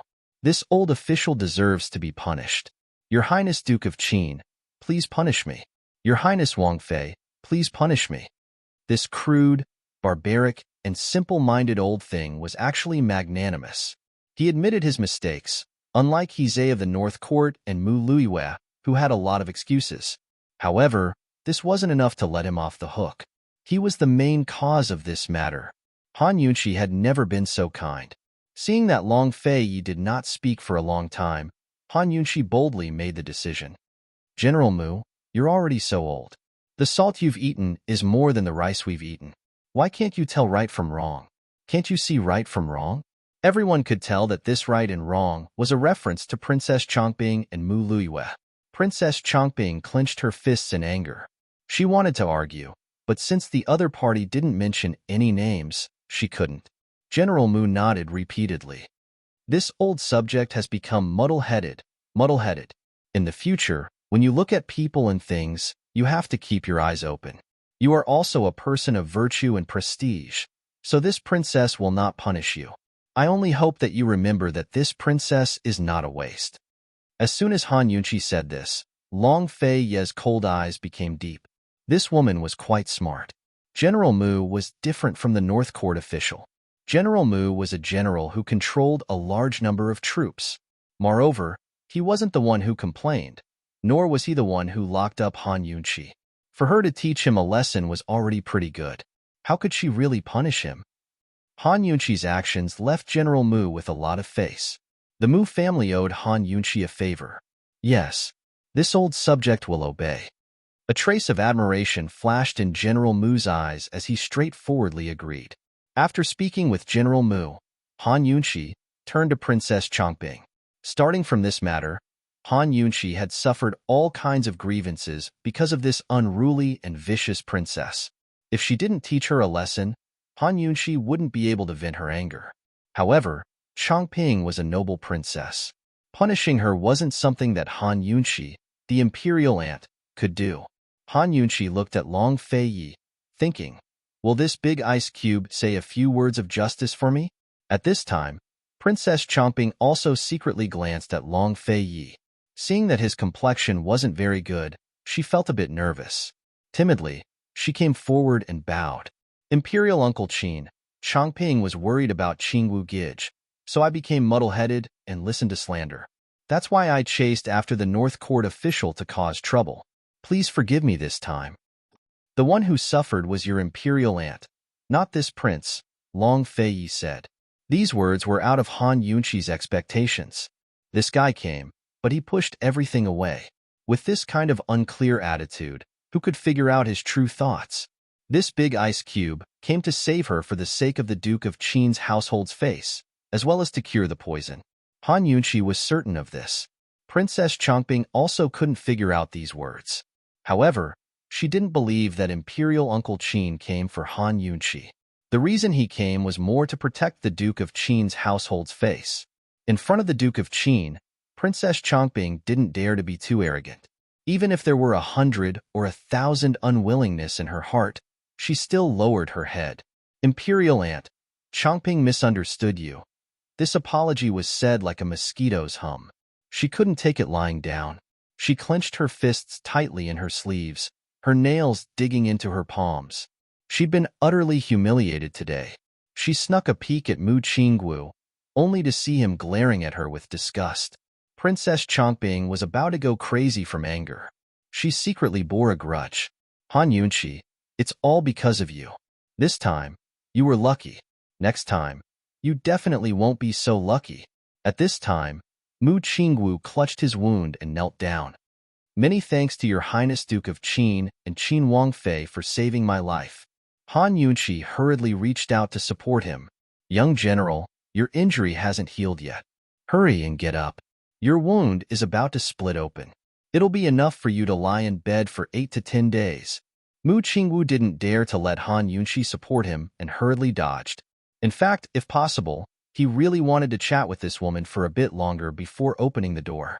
That day, when he saw this woman walk into the Duke of Qin's household alone, he knew that this woman was different. Unfortunately, his injury was too heavy.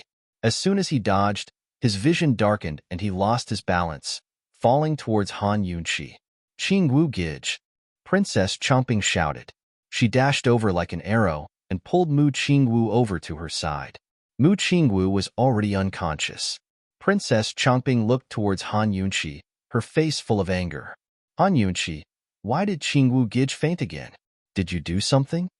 Han Yunqi ignored Princess Chongping and called General Mu over to support Mu Qingwu to the bed. Han Yunqi checked his pulse before saying, he's been unconscious for many days. His body doesn't have enough energy. Let him rest. When he wakes up, feed him some millet congee. He can only start to nourish himself after 3 days. Take it step by step and don't overdo it. General Mu nodded repeatedly. Many thanks to Qin Wangfei. The Mu household will remember your life-saving grace. Seeing this scene, Princess Chongping's heart burned with anger. General Mu, why do you listen to this woman? Qingwu Gij was fine just now, but now he's fainted. There must be a problem. General Mu's heart burned with anger. He wanted nothing more than to whip Princess Chongping like he did to Mu Luiyue. Unfortunately, Chongping was a princess and wasn't someone he could discipline. He had no choice but to endure. However, he had already made up his mind. Princess Chongping was unruly and willful. With her around, there wouldn't be any good days in the household. No matter what, he definitely wouldn't let Princess Chongping marry into the Mu household. After taking a few deep breaths, General Mu calmed himself down. Coldly, he said, Your Highness, Qingwu is fine for now. Please return. Princess Chongping immediately shook her head. No, I want to guard him. If he doesn't wake up, I won't return. I want to take care of him. Your Highness, you're a golden branch and jade leaf. A single word from you can take our Qingwu's life. Qingwu can't afford your care. General Mu couldn't help but spit it out. He couldn't hit the princess, but he could at least say a few words. Princess Chongping wasn't stupid. She could hear the mockery in his words. She pursed her lips and was about to cry. General Mu, are you blaming me? I didn't do it on purpose. Your Highness misunderstands. This old subject doesn't dare. This old subject only feels that men and women shouldn't touch each other. If your Highness stays, people will gossip. It's better if you return, General Mu said coldly. At the side, Han Yunqi was about to laugh out loud. Anyone could see Princess Chongping's admiration for Mu Qingwu. With her status, this marriage should have been in the bag. However, with her stirring up trouble this time, it would be strange if General Mu could tolerate her. If General Mu didn't agree, even the Emperor and Empress Dowager couldn't force him. If Princess Chongping wanted to marry into the Mu estate, it would be wishful thinking. However, this was her reaping what she sowed. Han Yunqi wouldn't feel pity for her. Princess Chongping also knew that General Mu didn't approve of their marriage, but even so, he'd never speak to her like this before. She wanted to say more, but General Mu's expression was cold. Her eyes couldn't help but sting. Turning her head, she saw Han Yunqi looking at her with a smile. Her heart burned with anger. What are you laughing at? Sooner or later, you'll cry. Princess Chongping fiercely roared. Stomping her foot, she turned and ran away with tears in her eyes. Han Yunqi didn't mind at all. Looking at Princess Chongping's departing figure, her lips hooked up in a cheerful smile. Princess Chongping, let's see how long you can hold on. The poison from that day in the Supreme Court's prison will soon act up. This is a modern virus. In the ancient times, no one can cure you. When the time comes, let's see who's the one crying. Han Yunshi didn't say much.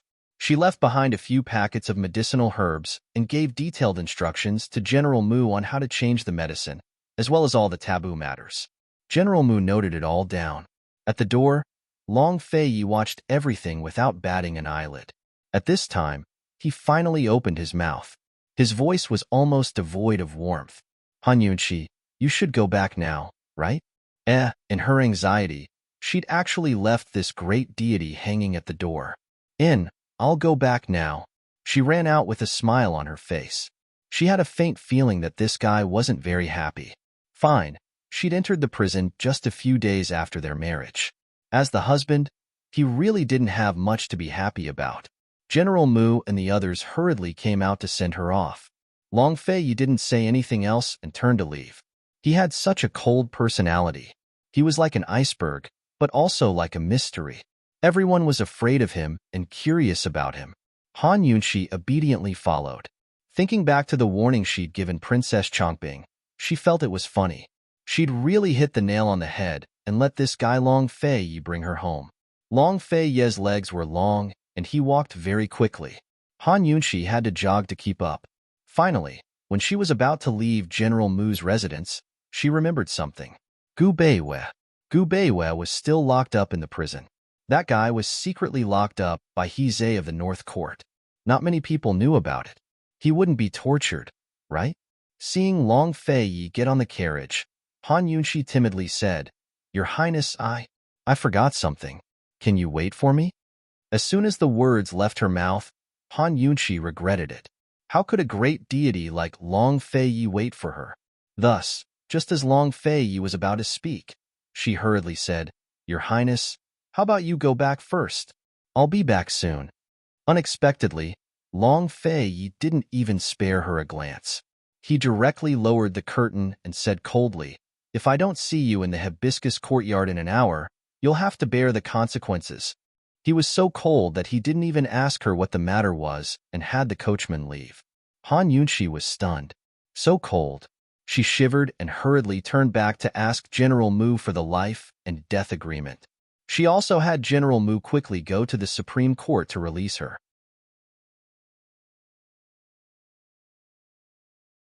Chapter 36. After explaining things clearly, Han Yunshi rushed back to the Duke of Qin's estate right on time. In his sleeping quarters, Long Fei had already changed his clothes and was reclining in a rocking chair in his study. His soft, golden robes accentuated his innate nobility to the extreme. This was the first time Han Yunshi had seen a man who could wear nouveau riche gold so well. It was easy to feel inferior in front of him. Han Yunshi adjusted her breathing and stepped forward. Your Highness, the 3 ingredients are on the table. You can start making the antidote now, Long Fei said mildly without sparing her a glance. Han Yunshi glanced at the short table on the side and saw 3 large piles of ingredients. Purple summer, purple autumn, and purple winter. Goodness gracious, these ingredients weren't easy to find. She never expected this guy to find such a large pile. Han Yunshi was secretly delighted. Actually, she only needed a small amount. The rest could be used to expand the detox system's inventory. These ingredients could be used to treat many different poisons according to different formulas. Your Highness, please wait a moment. Chunxia will come over as soon as she's done, Han Yunshi said as she prepared to put the ingredients into her medical pouch. But Long Fei's cold gaze turned towards her. Just make the antidote here. Your lordship wants to see it for himself. This guy was still suspecting her. Han Yunshi secretly rolled her eyes. Suspect all you want. In any case, you'll never guess the truth. Your Highness, Chunxia doesn't have any other ingredients on hand. I'll have to go back to Leisurely Cloud Pavilion to make them. If this official is interested, there's no harm in coming with Chunxia, Han Yunshi said with a smile. Leisurely Cloud Pavilion? Long Fei was curious. He didn't remember the Duke of Qin's estate having such a place. Chunxia fixed up the abandoned loft in the northwest corner and named it Leisurely Cloud Pavilion. In the future, Chunxia will live there so as to avoid disturbing your highness, Han Yunshi replied honestly. Actually, she was a bit nervous, afraid that this fellow would chase her out of the hibiscus courtyard to face off against Grand Concubine Yi and Morong Wanru. But he didn't have any objections, and simply nodded before rising to leave with her. Han Yunqi secretly let out a sigh of relief and nimbly put the 3 herbs into her medical pouch. Long Fei Yi didn't pay much attention to this action. He didn't know that Han Yunqi's actions were just a cover-up. She had already put the 3 herbs into the detoxification system and strictly followed the proportions of the other herbs to prepare it. She also automatically adjusted the temperature of the brewing process. From Long Fei Ye's sleeping quarters to Han Yunqi's leisurely cloud pavilion, they had to pass through the garden. This amount of time was enough for the detoxification system to prepare the drug. Han Yunqi secretly took it out and hid it in her medical pouch. When they arrived at the entrance of the leisurely cloud pavilion, Long Fei Yi asked, "What is a leisurely cloud pavilion?" "The clouds have no heart, and the water is idle," Han Yunqi said indifferently and turned her head to look at him. "Your Highness, Chunxia married into the Duke of Qin's household and only asked for a corner of the leisurely cloud pavilion." Actually, what Han Yunqi wanted to say to Long Fei Yi was, "Dear, don't doubt me. I was forced to marry into the Duke of Qin's household. I don't have any ulterior motives. I only want to live a peaceful and ordinary life alone. I won't provoke you, and you shouldn't provoke me either." However, she was very clear that if she said it so bluntly, Long Fei Yi would definitely kill her with his gaze. Didn't the ancients like to express their feelings and aspirations through poetry? When in Rome, do as the Romans do. The clouds have no heart, and the water is idle. This was one of Bai Juyi's famous lines. Han Yunqi thought that Long Fei Yi would be stunned. Unfortunately, he only looked at her for a moment. His face was expressionless as he walked into the pavilion without a word. Not only was this guy's face paralyzed, his heart was probably paralyzed as well. Han Yunqi followed him in and found Long Fei Yi sitting by the tea table. He was currently sizing up her little world. This guy's body, which was as proud as a mountain, immediately filled her little living room with pressure. As soon as he saw her enter, he withdrew his gaze and said coldly, "Can we start preparing the medicine now?" "Amen. Chunxia will go get a few ingredients."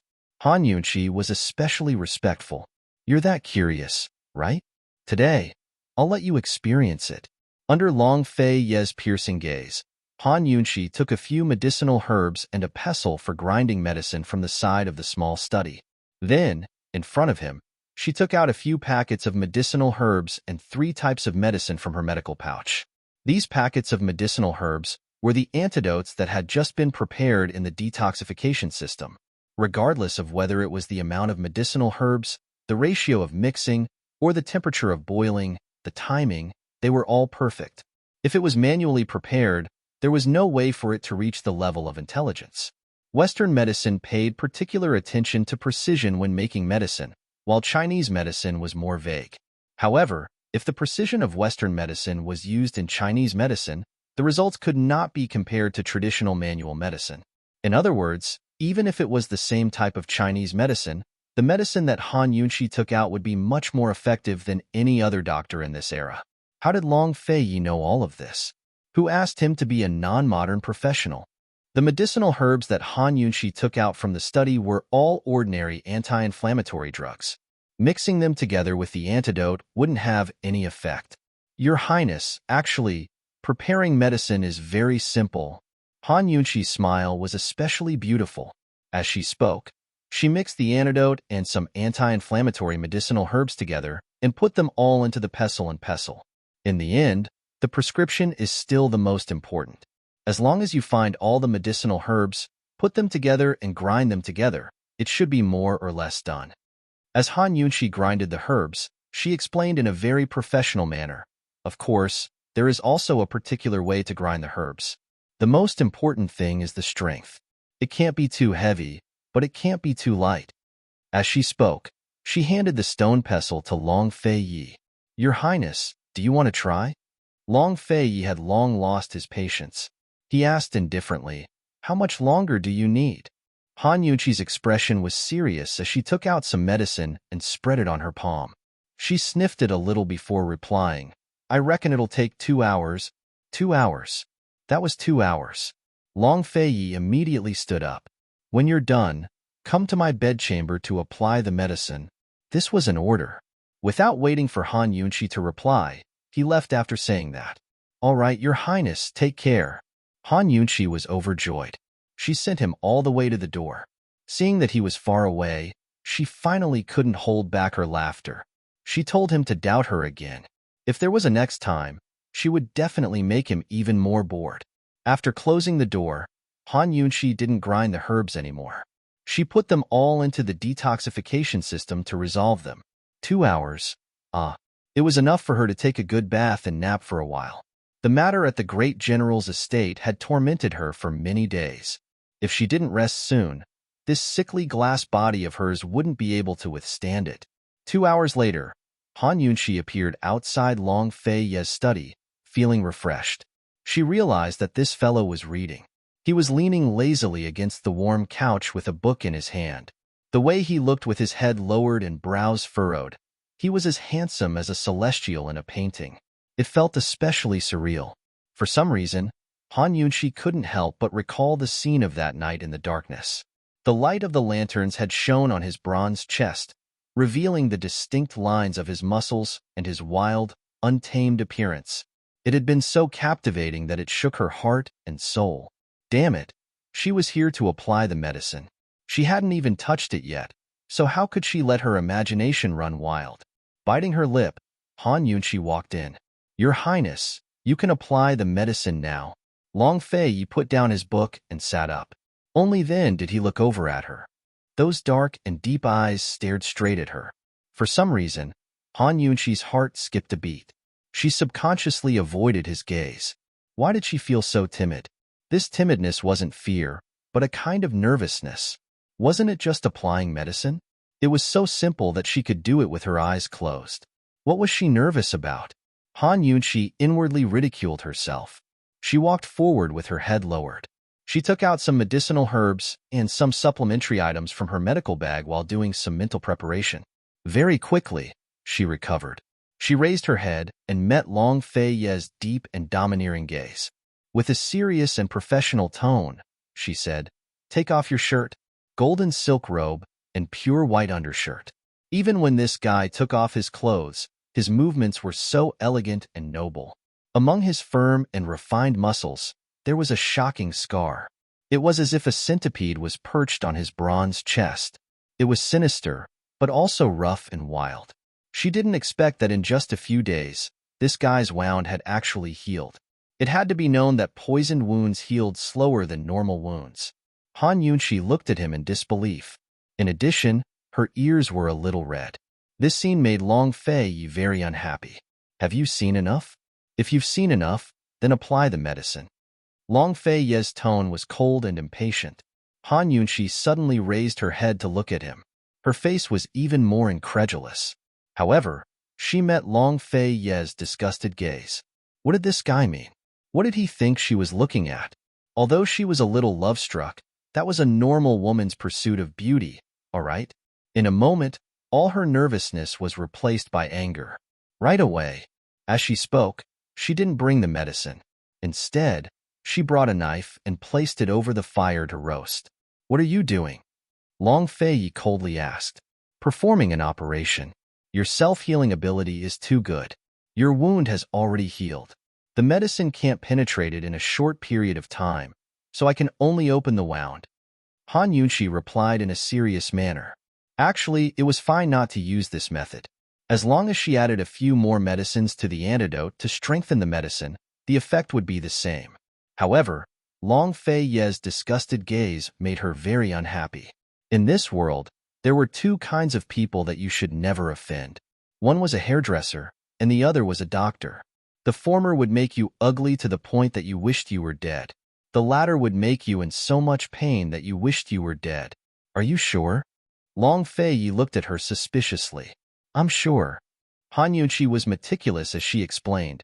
Your Highness, it's fine if you don't perform an operation.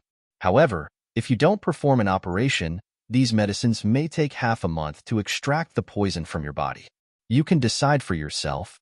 He only had 10 days, and 7 days had already passed. This feeling of being controlled by someone made Long Fei Yi feel very uncomfortable. However, he could only find Han Yunqi to secretly detoxify the poison. Perform an operation. He agreed.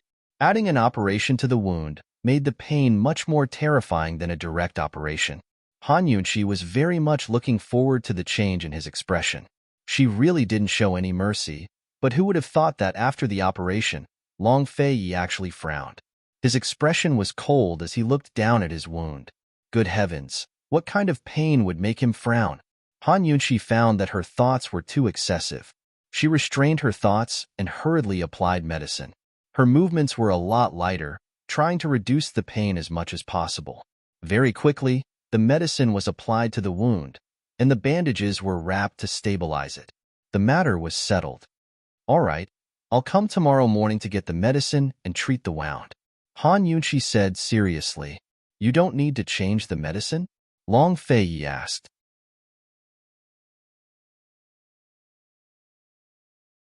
Chapter 37. There's no need. In one day, this medicine will suck out all the remaining poison from the body. The wound can't touch water, and don't press on the wound when you sleep at night. Han Yunqi explained seriously. Actually, if this fellow wasn't afraid of pain, cutting him open was indeed the fastest way. Long Fei Yi nodded and waved his hand lightly, indicating that she could withdraw. At this moment, Han Yunqi, who was carrying the medical pouch, looked like a servant. All right, she'll endure it. The next morning, Han Yunqi came to collect the medicine. As she said, all the poison had been absorbed by the antidote. The medicine, which had originally emitted a sweet fragrance, was now filled with a foul odor. Han Yunqi simply bandaged the wound. This time, Long Fei Yi's poison was completely cured. She thought that Long Fei Yi would say something, but who knew that after she put away the medicine, Long Fei Yi still acted arrogantly and waved his hand, indicating for her to leave. What an arrogant and heartless fellow, Han Yunqi thought to herself. She didn't immediately leave, but bowed and sincerely said, Your Highness, thank you for the matter of the great general's estate. Although she knew that Mu Qingwu's matter was for the sake of the Duke of Qin's estate's face, and for the sake of curing the poison, he still saved her life. Who knew that Long Fei Yi's tone would be cold? You know how to cure the poison, but you're not a bodhisattva. Remember your status, mind your own business, and don't go out. Do you understand? Han Yunqi resentfully replied, Yes, Chunxia will remember. Chunxia will take her leave. She silently thought that as long as he was a good person, she really couldn't do something like not saving him. As for going out less, Han Yunqi sneered. Chunxia can't do it. She might as well die if she had to sit at home for the rest of her life and be responsible for eating, drinking, shitting, and sleeping. Touching the remaining 3 tails in her sleeve, Han Yunqi thought that women, no matter what era they were in, must have a career. Being a fake couple with Long Fei Yi and minding their own business wasn't a bad idea. Once she settled down in the Duke of Qin's residence, she would have to find something for herself to do. Otherwise, where would she go to get money? For the next few days, Han Yunqi didn't see Long Fei Yi when she was strolling in the garden. This guy came and went like a ghost. She guessed that he had left long ago. However, Long Fei Yi actually sent a maidservant for her to use. Her name was Chun Xiang, and she was a bit younger than Han Yunqi. She was about 15 or 16 years old. She was petite, clean, and pretty, and had a clever personality. When she smiled, she was particularly shy. Han Yunqi took a look at it and liked it. Do you know martial arts? Han Yunqi asked curiously. Chun Xiang shook her head. No. Where did you work before? Han Yunqi asked again. My family lives in Creek Village on the western outskirts. I was bought here yesterday by a big brother called Chu Shifeng. Chun Xiang replied obediently. Then did he tell you anything? Han Yunqi asked again. He told this servant to listen to esteemed Wang Fei's words. He said that if I served esteemed Wang Fei well, esteemed Wang Fei would reward me handsomely, Chun Xiang said honestly. Handsomely rewarded? Han Yunqi's mouth twitched into a fake smile. She told Chun Xiang the first thing she needed to do. When Murong Wanru came looking for her, she said she was sleeping and had no time. As a result, Murong Wanru invited her to drink tea and was rejected. She invited her to go shopping and was rejected. This morning, She sent someone to invite her to go on an outing and was rejected again. Grand concubine E wasn't at home, so Moron Wanru's status couldn't force her to do anything. Although little Chun Xiang was young, she was diligent and capable. With her taking care of trifling matters, Han Yunqi felt much more relaxed. Of course, she couldn't idle around either. Over the next few days, she inspected the detox system. It was similar to a space with many smaller spaces inside. One was used to check for poisons, another to make medicine, and another to store medicine and medical supplies. Han Yunqi lay in the courtyard, sunbathing as her mind wandered to the detox system. She discovered that there were still unknown spaces in the system that her consciousness couldn't enter. That's strange. Could it be an area that hasn't been developed yet? The researchers hadn't mentioned them to her before. Han Yunqi was very curious, but she knew it was useless. She couldn't figure out such things even if she cracked her head. Fortunately, the few spaces in the detox system were enough for her to squander. Withdrawing her consciousness from the detox system, Han Yunqi raised her head to enjoy the warm winter sun. Princess Chongping's ringworm poison should have flared up by now, right? For someone who loved to look pretty, it was amusing to cover her face and ask for medical help. While she was secretly rejoicing, little Chun Xiang jogged over. Esteemed Wang Fei, someone came to the courtyard gates. They said you had guests. Guests? Who could come to the Duke of Qin's estate to find Han Yunqi? Who is it? Han Yunqi opened her eyes in confusion. The mama said it was an honored guest waiting in the guest hall. Something about a young general and an imperial physician. She spoke too quickly, so your servant didn't hear clearly, Chun Xiang replied. Mu Qingwu and Gu Beiwei. Han Yunqi was immediately amused as she rose to her feet. She actually wanted to see Gu Beiwei and thank him in person, but she couldn't find a chance to go out. She didn't know where to look. Long Fei Yi didn't like her going out, so she had to restrain herself a bit. She never thought that Gu Beiwei and Mu Qingwu would come knocking on her door. Han Yunqi changed her clothes before leaving the courtyard. As soon as she arrived in the guest hall, she saw Gu Beiwei and Mu Qingwu sitting and drinking tea. Gu Beiwei was still wearing his white robes, looking cultured and refined. Mu Qingwu no longer had his sickly appearance, standing in the standard military posture with bright eyes. Seeing Han Yunqi come in, the two of them were happy and bowed. This humble subject greets Qin Wang Fei. May esteemed Wang Fei be blessed. No need for formalities, sit. Han Yunqi was in a good mood. Mu Qingwu didn't say anything else and immediately knelt in front of Han Yunqi. His hands clenched into fists. Esteemed Wang Fei, this humble subject came today to thank you for saving my life. Quickly stand up. Didn't you already thank me that day? Han Yunqi smiled. That day was that day. Today, this humble subject has come to formally thank you. This humble subject has nothing to repay you with. If there is anything this humble subject needs in the future, esteemed Wang Fei will definitely ask.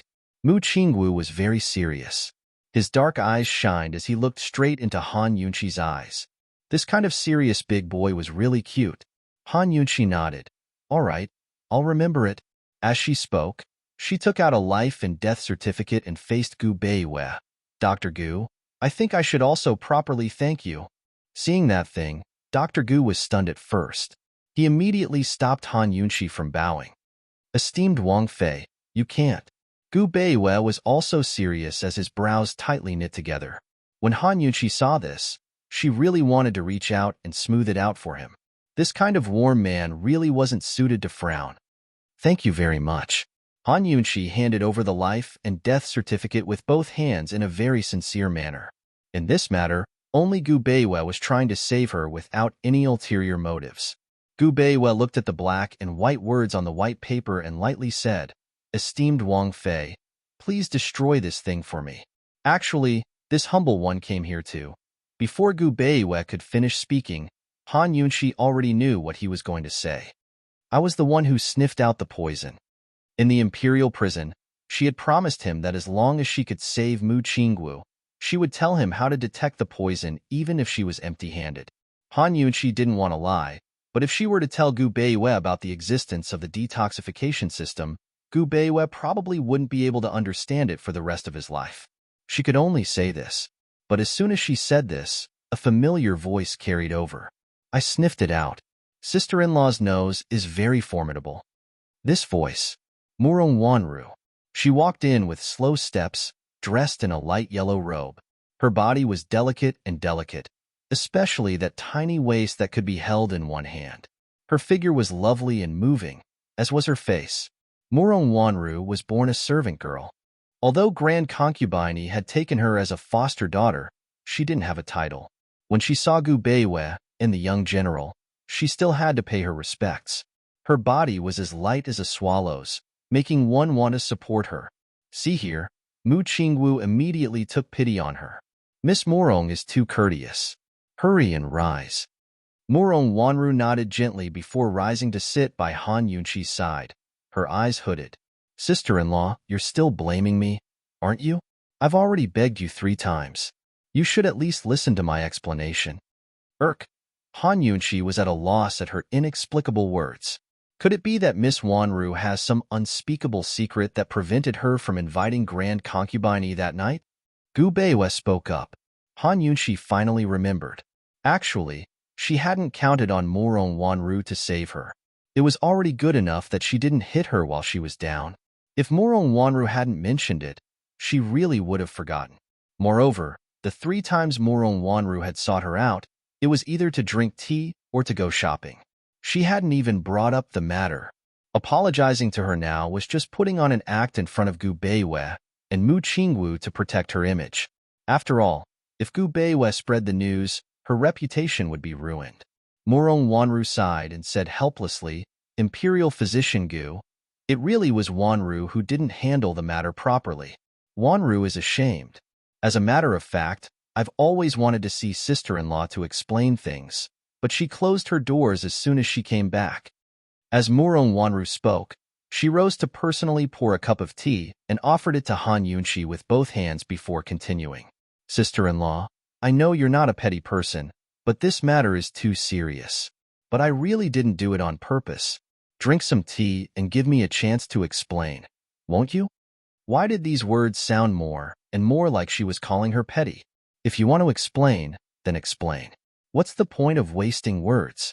Han Yunqi didn't accept the cup of tea, but said coldly, It was Imperial Physician Gu who came to you for help, not me. You should explain things to him. What powerful words. Murong Wanru gave a start, but quickly recovered to say to Imperial Physician Gu, Imperial Physician Gu, I do want to explain things to you. But sister-in-law has been ignoring me for days. I have to ask for her forgiveness first. Han Yunqi was about to throw up. Did she have to step on someone else's foot to save her own image? She cared so much about her image, didn't she? She would ruin it in front of her today. Then hurry up and explain, Han Yunqi said coldly. That night, after Imperial Physician Gu left, I was so anxious that I wanted to leave immediately, but I fainted before I could leave the city gates. As Murong Wanru spoke, she lowered her head pitifully, her voice choked with sobs. Sister-in-law, you also know that my body isn't well. I get dizzy when I'm anxious. I did come back, but I had Xiaoluzi whip his horse to report. Who knew that the wicked servant didn't go, but hid at the door and fell asleep? Sister-in-law, you say this? Sister-in-law, it's all my fault. Han Yunqi's lips curled into a mocking smile as she asked, When did you know that Xiaoluzi didn't go to find Imperial Mother?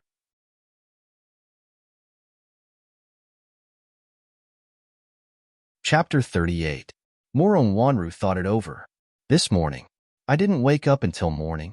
Seeing that Mu Fei hadn't returned yet, I sent someone out again. Who knew that I'd see little Sixth sleeping by the door? Oh, Han Yunqi dragged out her words meaningfully. So you didn't send anyone else? Han Yunqi had been locked up in the prisons for 3 whole nights. Murong Wanru was at a loss for words. After a while, she said, I did. I went personally, but I couldn't find Mu Fei. Sister-in-law, you know that my words carry little weight, so I couldn't speak up for you. I was anxious, so I could only keep looking for Mu Fei. After all, Grand Concubine doted on her, but she cared more about face. She dared to use Grand Concubine as an excuse to lie. So this girl really had guts. So you didn't send anyone to tell Imperial Physician Gu? Han Yunqi asked next.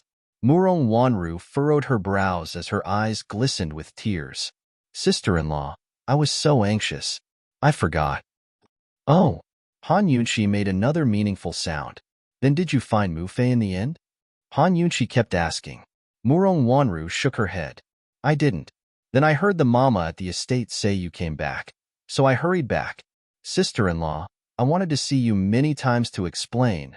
But you didn't want to see me. Hearing this, Han Yunshi sighed at her own inferiority. What an expert liar. Thus, Han Yunshi looked at her seriously.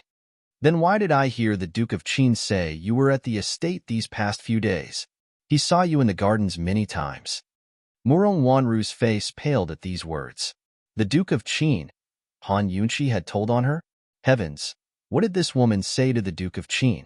What would he think of her? Reality proved that when you met an expert liar, you had to be better at lying than her.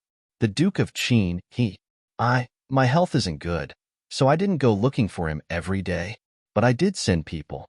At this moment, Murong Wanru's explanation seemed so weak. Gu Beiyue knew what was going on and remained silent. However, Mu Qingwu had always been straightforward. He had a good impression of Murong Wanru before, and now he saw her clearly. He snorted unceremoniously. Miss Murong, there's no need to explain further. We still have things to say to Qin Wangfei, so please make things convenient for us. He was chasing her away. Murong Wanru burst into tears. Her ugly face had clearly been exposed, but she still looked delicate and pitiful, as if she had been framed. I'm sorry. I don't know what misunderstanding there is here. I'm sincerely looking out for you. If you don't forgive me, as she spoke, she actually offered the tea with both hands and knelt down. I'll kneel and never get up. Han Yunshi didn't buy it. She said calmly, it's getting late. If there's anything, let's talk another day. Gu Beiyue and Mu Qingwu exchanged glances before nodding. Before they left, Gu Beiyue gave a soft sigh. Although it wasn't as direct as Mu Qingwu's snort, it still made Murong Wanru's heart feel stifled. She didn't know what he meant, but she knew it couldn't be anything good. She really didn't feel good about it. These two had a lot of weight in high society. As long as they spread the news, Murong Wanru's painstakingly created image would be ruined. This was all Han Yunshi's fault. Why didn't she die in prison? Murong Wanru was filled with hate. Seeing Han Yunshi and the rest walk away, Gue Mama rushed over. Miss, it's fine if she doesn't forgive you. I'm just afraid she'll complain to esteemed imperial concubine. Grand concubine cared about face the most. She'd even mind half the day if a servant from the Duke of Qin's estate was scolded by the Empress Dowager's people, much less something as serious as Han Yunshi's imprisonment. If Murong Wanru didn't report, she'd be implicated as well. Murong Wanru didn't move, but her eyes flashed with malice. When will Mufei come back? Tomorrow is Bodhisattva's birthday. Esteemed imperial concubine will definitely come back today to pay respects to Buddha, but she didn't say when. Miss, look at this matter. Gue Mama was very worried. Once Murong Wanru was punished, her group of servants wouldn't be able to escape, either. Murong Wanru only smiled in satisfaction as she straightened her back. Since she's coming back today, I won't get up. I'll just kneel here and admit my wrongs to Mufei. Since she was going to complain, of course she had to get there before Han Yunshi did. Gue Mama understood as soon as she heard these words. She quickly lowered her voice and said, Miss, don't worry.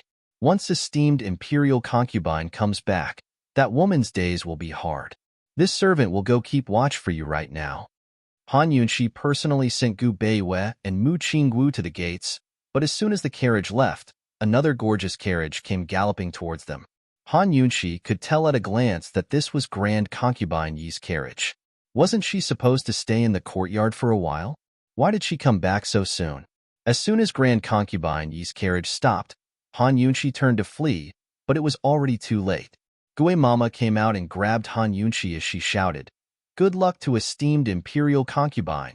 Esteemed imperial concubine has finally come back. The old mama's brute strength was extraordinarily strong. Han Yunshi couldn't break free of her grip and was struggling with all her might when Grand Concubine got off the carriage. Seeing this, Grand Concubine grew angry and shouted, What are you doing? pulling and tugging at the gates. Do you have any sense of shame? Gue Mama and Han Yunshi both jumped in fright and let go. Han Yunshi secretly rolled her eyes and bowed in greeting. Chenxia respectfully welcomes Mu Fei back to the estate. Gue Mama fell to her knees with a thump and cried out, "Esteemed imperial concubine, you've finally come back. If you didn't, something would have happened to young miss. Something would have happened. Dog servant, if you have anything to say it inside. Haven't you lost enough face for my Duke of Qin's estate?" Grand concubine scolded. Cold as she shot Han Yunshi a glance, her words and glare even more piercing. Han Yunshi could only lower her head and endure. She was her mother-in-law, an elder and grand concubine. She couldn't afford to provoke her. Grand concubine was graceful and luxurious, her bearing magnanimous. She didn't seem to take Gue Mama's words to heart, but things changed as soon as everyone entered and shut the doors. Grand concubine Yi's exquisitely made-up face was terrifyingly gloomy. "Gue Mama, what's going on?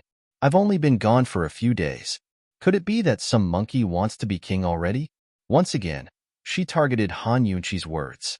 Han Yunshi didn't need to think with her toes to know why Gue Mama had come. It looked like Murong Wanru wasn't planning to let her off. Perhaps she already knew that Grand Concubine was coming back.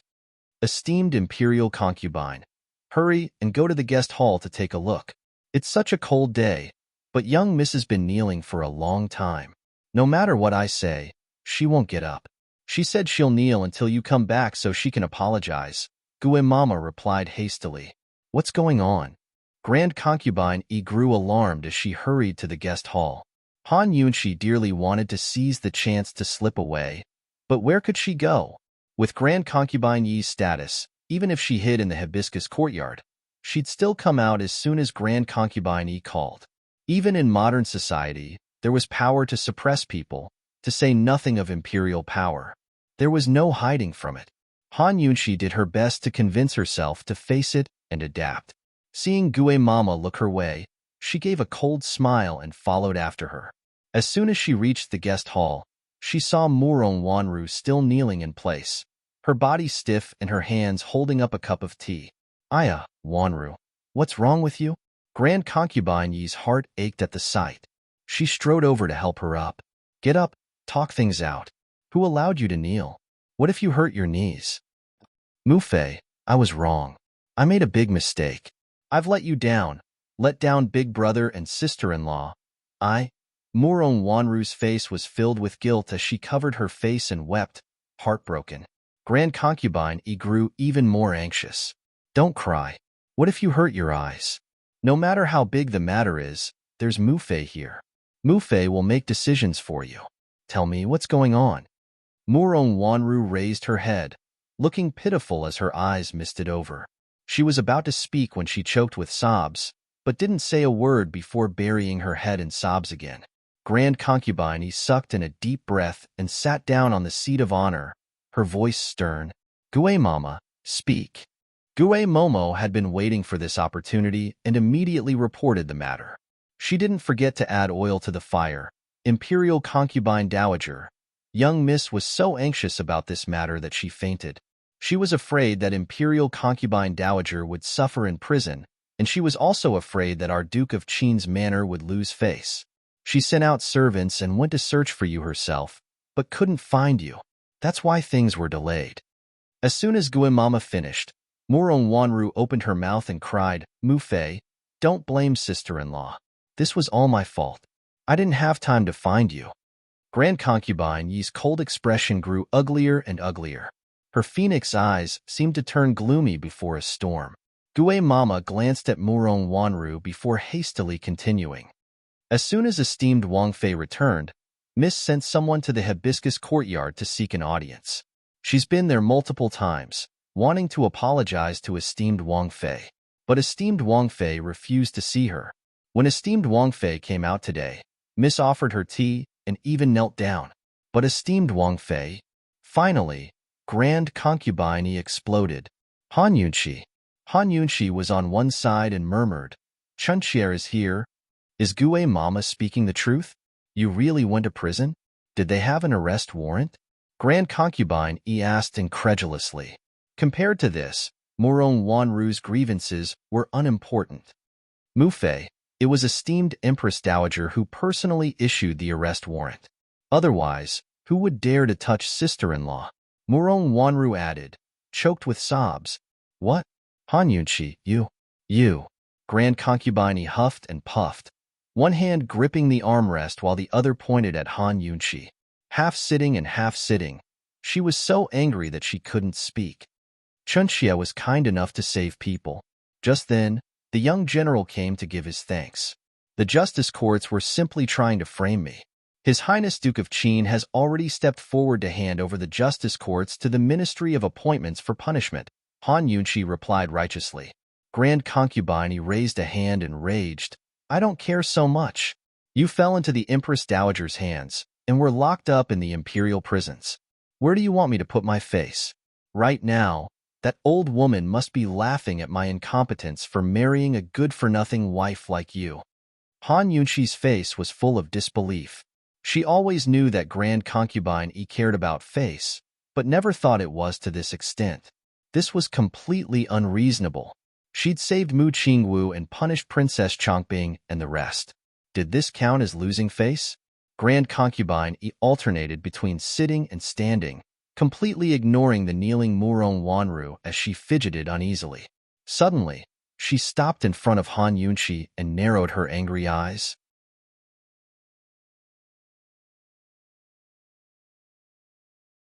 Chapter 39.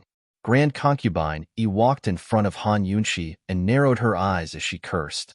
Han Yunqi, you scourge. Ever since the Empress Dowager married you off to the Duke of Qin, I've lost all face. On the day of the wedding, you even... Hearing that Grand Concubine was going to settle old debts, Han Yunqi couldn't hold back. She couldn't be the type to swallow her anger and humiliation. Instead of adapting, she'd fight for her own dignity and rights. Han Yunqi loudly cut off Grand Concubine Yi's curses. Mufei, I don't think this is shameful at all. In fact, I think I gave face to the Duke of Qin's estate. For one thing, I let everyone know that I'm not useless trash. I don't know any medical skills, and I'm no worse than my father. For another, Princess Chongping and the Justice Court official were both punished. The Empress Dowager hasn't said a word yet, nor did she save the official. They're the ones who lost face. All they can do is grit their teeth and swallow their blood. That's right, Mufei. Although it's wrong for sister-in-law to talk back to you, and many people know she's been locked up, she's right too. The Empress Dowager didn't pursue the matter either, did she? Murong Wanru coaxed hypocritically. Grand Concubine seemed to have only heard half of the conversation. She glared viciously at Han Yunqi and shook her head. Han Yunqi, you really think you're something, huh? You're called long face by the Justice Court? Ha ha ha. I've finally seen something like this today. I've never seen anything as shameless as you. You still dare to talk back to me. As Grand Concubine spoke, she retreated and sat down heavily. Word by word, she ordered, Guamama, beat for me. Today, I'll teach her what it means to long face, to lose face, and to slap the face. As soon as she finished, Guamama rolled up her sleeves and raised her hand to slap Han Yunqi. Han Yunqi immediately retreated. Grand Concubine was simply unreasonable. She couldn't be reasoned with. As she retreated, she kept her guard up against Nanny Gue and coldly said, Imperial Mother, this matter was handled by the Duke of Qin. If Imperial Mother still feels embarrassed, you can look for the Duke of Qin. Gue Mama gave a start and didn't dare to approach again. Meanwhile, Grand Concubine slapped the table and jumped to her feet, incredulous. Han Yunqi, you dare to use the Duke of Qin to threaten me? This concubine is speaking the truth. This concubine will reiterate for the last time. This concubine didn't lose face. The Duke of Qin handed the justice of the Supreme Court over to the Ministry of Personnel to deal with, and had Princess Chongping apologize to this concubine in public.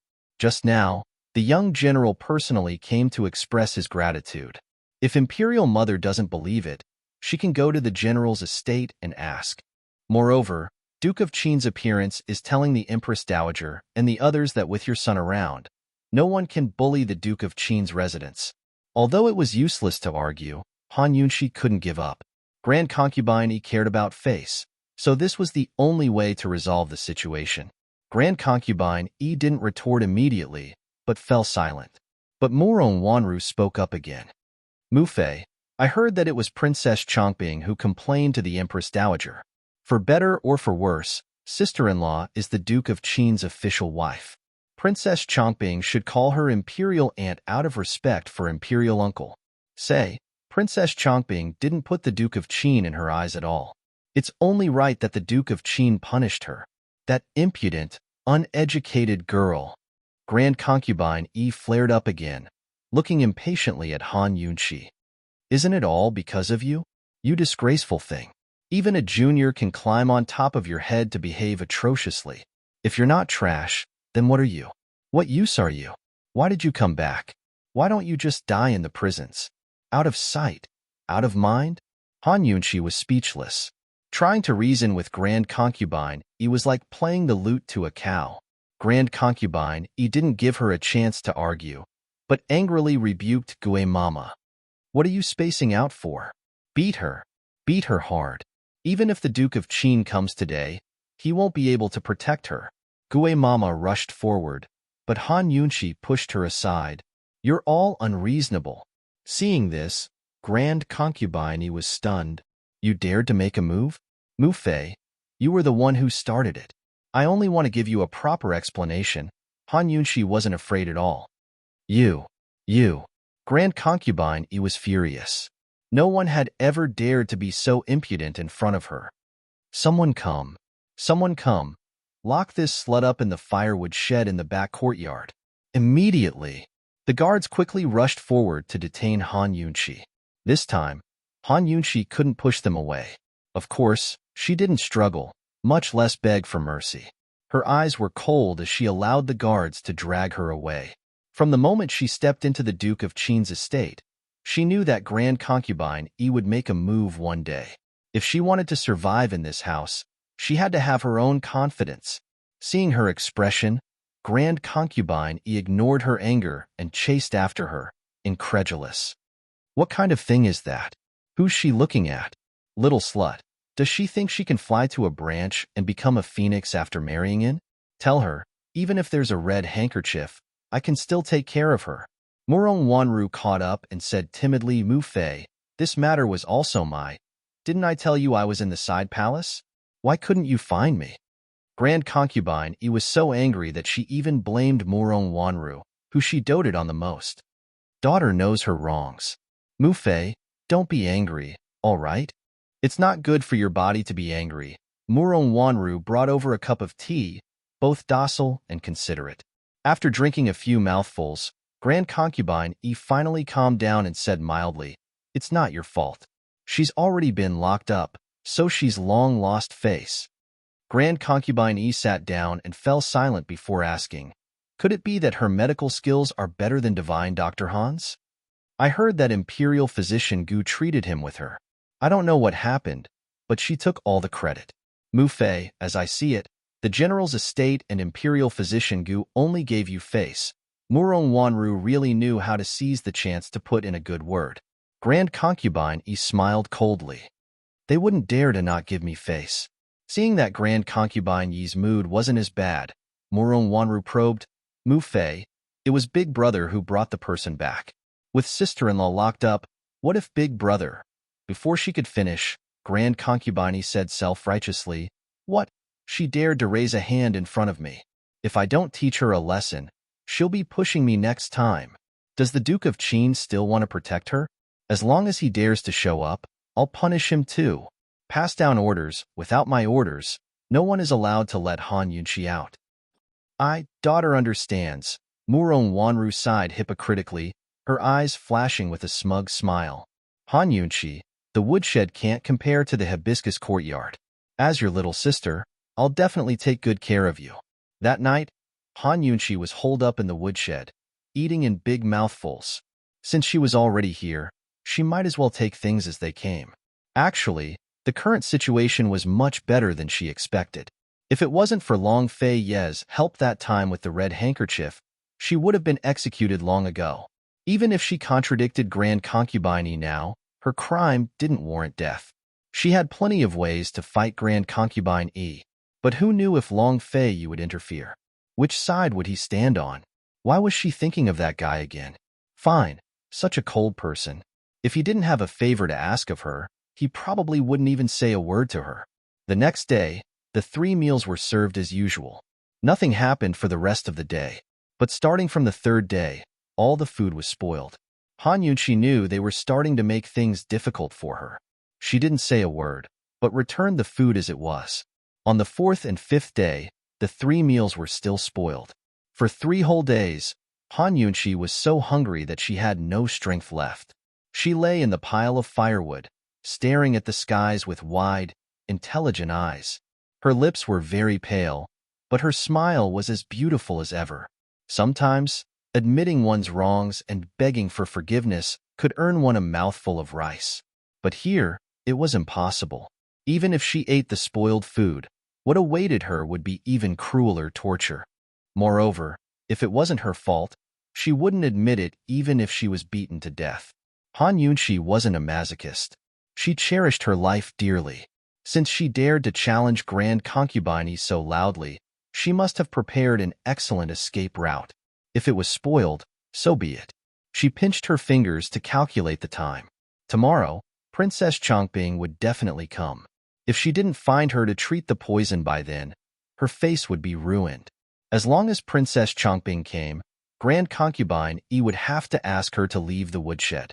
On the morning of the 6th day, Murong Wanru and Gue Mama emerged from the thicket after seeing a plate of spoiled rice delivered.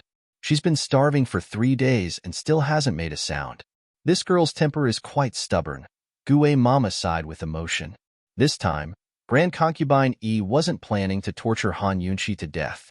After all, she didn't have a good enough reason.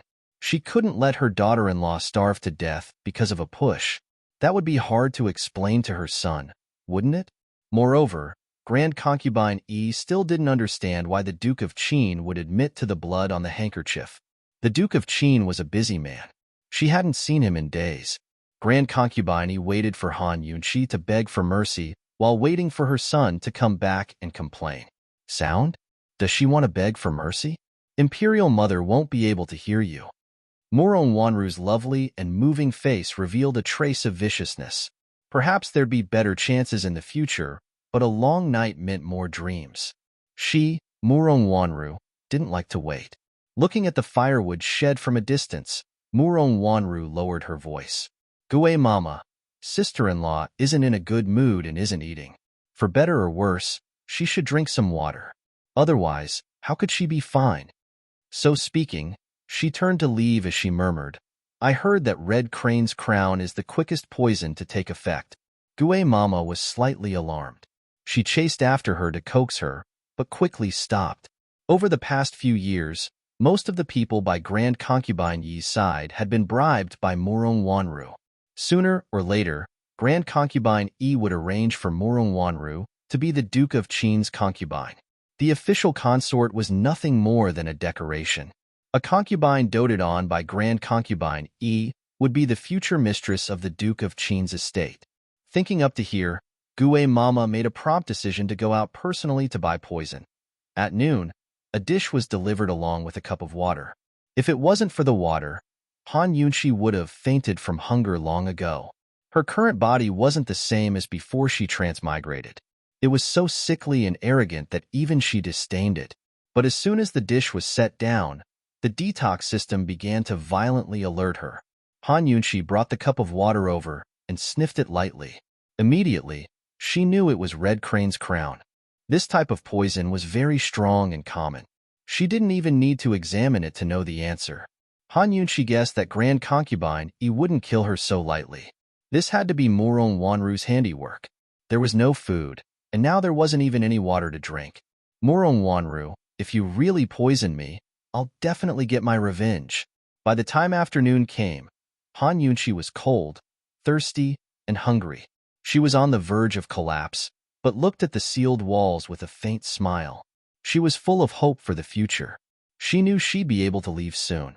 By nightfall, Grand Concubine Yi finally arrived at the woodshed with Murong Wanru's company.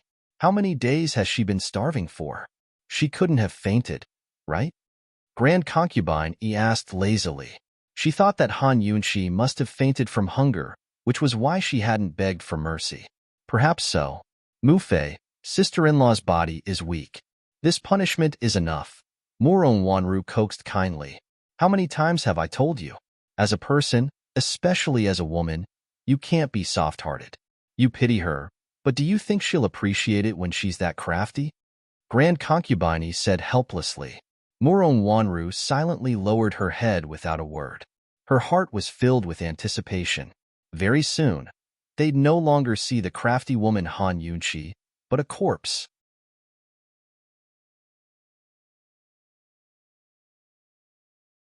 Chapter 40. As long as Han Yunqi died, the position of the Duke of Qin's official consort would remain empty. Once Murong Wanru became a secondary consort, she could enjoy all the privileges of an official consort and forget the nightmare of being a servant girl. At last, they reached the door to the woodshed. Murong Wanru, who was always calm, couldn't wait any longer. As soon as the guard unlocked the door, she pushed her way in, full of anticipation. Inside the woodshed, there was an icy blue figure lying paralyzed in a pile of straw. She was so small and frail that she looked like she'd be blown away by the wind. Hee, I knew she'd fainted. Grand Concubine, he gave a cold snort. Someone come, wake her up. The guard immediately brought over a bucket of water. Murong Wanru knew what was going on and suppressed her excitement. Mu Fei, the water's so cold. It's better if I go wake sister-in-law up. Grand Concubine, he looked at her helplessly. You're the only one with a soft heart. Murong Wanru rejoiced and quickly walked over, putting on an act as she pushed Han Yunqi. Sister-in-law, wake up. Sister-in-law, Mu Fei's here. Sister-in-law, admit your wrongs to Mu Fei properly. Mu Fei will forgive you. As she pushed, she used the back of her hand to block the view of the people behind her. Her other hand couldn't help but tremble from excitement and fear. Still, she reached under Han Yunqi's nose to check her breathing. As her hand drew closer, Murong Wanru's heart shrank. She'd even thought of how to shout and say Han Yunqi was dead. But before Murong Wanru's hand could touch Han Yunqi's nose, Han Yunqi's eyes flew open and she stared at her guardedly. I'm not dead yet. What are you doing? Although she was already very weak, Han Yunqi hadn't lost consciousness. Her innate vigilance made her as vigilant as a hedgehog. Her phoenix eyes were as sharp as knives as she glared fiercely at Murong Wanru. Murong Wanru gave a start before she gave a frightened shriek and fell to the ground. Wanru, what's wrong? Grand Concubine, he cried out in alarm. Two guards immediately stepped forward to detain Han Yunqi. Grand Concubine Yi propped Murong Wanru up as she looked disdainfully at Han Yunqi. What did you do to Wanru? I haven't eaten for a few days. Mother, what else do you think I can do to her? Han Yunqi asked sarcastically. Grand Concubine Yi was at a loss for words. Her embarrassment turned to anger as she kicked over the spoiled rice on the side. Even the dogs in the estate can eat it. What? You can't eat it. Was he saying that she was worse than a dog? Han Yunqi struggled to prop herself up. Mu Fei, how about this concubine make a bet with you? Grand Concubine Yi wasn't happy, but she was still curious. What else could you want? Tell me. Han Yunqi laboriously brought over a bowl of clear water from the side. Mu Fei, I bet that even the dogs in the residence won't drink this bowl of water. Murong Wanru grew alarmed at her words. Sister-in-law, how could you make a bet like this with Mu Fei? Mu Fei only brought up the dogs in a fit of anger. As a junior, you can't compete with your elders. So speaking, she immediately snatched Han Yunqi's bowl of water away and threw it in a huff. Seeing this, Han Yunqi laughed coldly in her heart. She was so weak that it was hard for her to even speak, much less argue with Murong Wanru. She only wanted to confirm her own guesses. Murong Wanru was so nervous that it was without a doubt that she was the one who poisoned her. Han Yunqi looked at her, her pale lips drawing up in a mocking smile. Murong Wanru felt like she'd been electrocuted as she hastily avoided her gaze. She took Grand Concubine Yi's hand. Mufei, don't be angry. Give sister-in-law a bit more time. She'll definitely know her wrongs. Han Yunqi smiled coldly. Murong Wanru was afraid she'd admit her wrongs, wasn't she? She was afraid her relationship with Grand Concubine Yi would improve? Murong Wanru acted like a peacemaker as she tugged at Grand Concubine Yi to leave.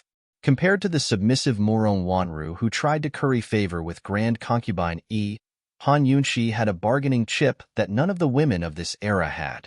Cold as she looked at Murong Wanru, her lips curled up in a mocking smile. Right at this moment, Mother Gua suddenly rushed in from outside in a fluster. Imperial Concubine Dowager. Esteemed Imperial Concubine. It's bad. Bad news. What's the rush? Grand Concubine, he asked unhappily. Esteemed Imperial Concubine. Princess Chongping has come. Gui Mama replied urgently. At these words, Han Yunqi's smile deepened, making Murong Wanru fearful for no reason. Princess Chongping? Grand Concubine, he was astonished. This princess had been spoiled rotten by the Empress Dowager and Empress, but she'd never come to the Duke of Qin's estate. What was she doing here? One wouldn't visit a temple without a cause. It had been a long time since she'd had a face-off with the Empress Dowager's people. Grand Concubine immediately became spirited as she threw Han Yunqi to the back of her mind. If she's come, then she's come. What are you panicking for? Even if the Empress Dowager comes, it's the same. Have her wait. I don't have time to see her. She elegantly waved her hand. I'll go soak in a hot bath first, then sleep. The hot springs at the estate are still the most comfortable. Seeing this, Gui Mama grew distressed. She didn't dare speak, but she had to. Esteemed Imperial Concubine, Princess Chongping said. She said she wanted to see Qin Wangfei. What? At these words, everyone present was stunned. So she'd come to find Han Yunqi. Murong Wanru was greatly alarmed as she fearfully looked towards Han Yunqi. The self-righteous Grand Concubine Yi's face grew hot as she flew into a rage out of humiliation. She kicked Gui Mama. Useless thing, you don't even know how to make a report. What does Princess Chongping want to see her for? Your servant doesn't know. Princess Chongping's really anxious. If she doesn't see her tonight, she'll spend the night here, Gui Mama replied hastily. Only then did Grand Concubine Yi look towards Han Yunqi with a cold snort. What does Chongping want to see you for? Han Yunqi withdrew her sarcasm and feigned weakness as she shook her head. She didn't reply. Grand Concubine Yi narrowed her eyes and stopped asking. Coldly, she instructed Gui Mama, go tell her that Qin Wangfei isn't free. Have her wait. The Empress Dowager actually dared to issue an arrest warrant for the Duke of Qin's men behind her back. How could she not seize the chance to show off her strength to Princess Chongping? Seeing the crowd leave in a hurry, Han Yunqi finally let down her guard. She collapsed weakly in the grass, her brows knitted together in pain. She felt like her stomach was about to burst from hunger. Still, she encouraged herself from the bottom of her heart. Han Yunqi, you have to hold on. Bear with it a little longer. It'll be all right soon. Princess Chongping couldn't wait any longer. She made a ruckus in the guest hall, but Grand Concubine Yi ignored her. What a Han Yunqi.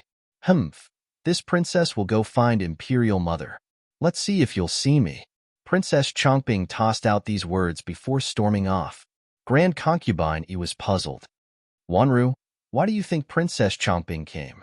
I find it strange too. She shouldn't be holding a grudge over the young general's matter, right? Murong Wanru guessed. She dares. I haven't even settled accounts with her yet, but she still has the face to come? Grand Concubine Yi immediately lost her temper. No matter why Princess Chongping came to find Han Yunqi, Murong Wanru wouldn't give Han Yunqi a chance to leave the woodshed. She had to strike first to gain the upper hand. That night, she'd arranged for assassins. But who would have thought that in the dead of night, Princess Chongping would come again? Moreover, she'd really brought the Empress with her. After all, the Empress was different from Princess Chongping. She was the mother of a nation and the official wife of the Emperor. Grand Concubine Yi was still polite on the surface. Aya, what kind of wind blew you mother and son to my place tonight? Grand Concubine Yi entered the guest hall with a pleasant expression and called over a servant girl to bring out good tea. The Empress's status was higher than the Grand Concubine's, but out of filial piety, she still had to pay respects to Grand Concubine E. Of course, Grand Concubine E bowed in return. Princess Chongping was already sulking as she stood unmoving on one side. Only then did Grand Concubine E notice Princess Chongping's abnormality. She was wearing a white muslin bamboo hat that not only covered her face, but her entire head. Chongping, this is... Grand Concubine E grew curious. Princess Chongping grew agitated at her question. I'm fine. Chongping, don't be rude. The Empress lectured unhappily, but her heart was filled with helplessness. Princess Chongping didn't know what sort of filth she'd gotten into that night in the prisons, but after a day or two of itching on her feet and face, she couldn't scratch them. Who knew that she'd end up with ringworm? At first, it was only on her feet, but by the second day it had grown on her face in large patches. It looked very much like psoriasis, but all the imperial physicians said it wasn't. They could only confirm that it wasn't psoriasis, but no one could make a diagnosis. Some suspected it was poison, but none of the poison doctors had any results. Because of Mu Qingwu's incident, Princess Chongping bore a grudge against Imperial Physician Gu and didn't seek him out. But since the day before yesterday, the ringworm on her feet had started to itch. Princess Chongping couldn't take it anymore and scratched with all her might, tearing the skin with each scratch. The imperial physicians were scared out of their wits and said it'd definitely leave a scar. Princess Chongping grew anxious and could only set aside her grudges to find Imperial Physician Gu. He said it was probably poison that he couldn't treat, so he suggested she seek out Han Yunqi instead. Princess Chongping flipped out on the spot and said it was impossible. But since yesterday, the ringworm on her face had started to itch as well. It'd leave a scar if she scratched it. Once it flared up, Princess Chongping rolled on the ground in discomfort, not daring to scratch it. She didn't want to be disfigured. Although she didn't want to accept it and didn't trust Han Yunqi's medical skills, she was already at the end of her rope. She couldn't give up on her last ray of hope, so she could only sullenly seek out Han Yunqi. Grand Concubine Yi's lips rose to a mocking smile. This girl's personality is just like that. I'm used to it. The Empress was the one asking for help, so she didn't dare retort. She smiled and said, Grand Concubine Yi, is Qin Wangfei not at home? Chongping said she came looking for her last night, but didn't see her. Grand Concubine Yi didn't answer, but asked, Do you have business with Yunqi?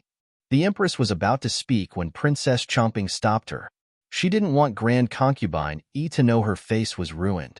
The more people who knew, the more people would laugh at her. If Grand Concubine Yi laughed at her on the spot, she'd lose even more face. I just have business with her. Grand Concubine Yi, hurry and have her come out. I have important business to take her to the palace, Princess Chongping said willfully. Grand Concubine Yi exhaled slightly and didn't ask any more questions. She said mildly, So it's like that. But Yunqi and the Duke of Qin went out on a tour. What? Then where did they go? Princess Chongping was alarmed as she took a few steps forward, agitated. Aya, Chongping, you know your imperial Uncle Qin's temper. He never reports to his mother where he goes, Grand Concubine said helplessly. Princess Chongping's heart burned with impatience. Then at this moment, the Empress suddenly grabbed Princess Chongping's hand. She was the Empress after all, so she knew Grand Concubine Yi was making things difficult even before she arrived. Princess Chongping was about to speak when the Empress tightened her grip and scolded her. Chongping, how many times have I taught you not to be so impetuous and impudent? Your business is important and urgent, but Qin Wangfei isn't here. Aren't you making things difficult for Grand Concubine Yi?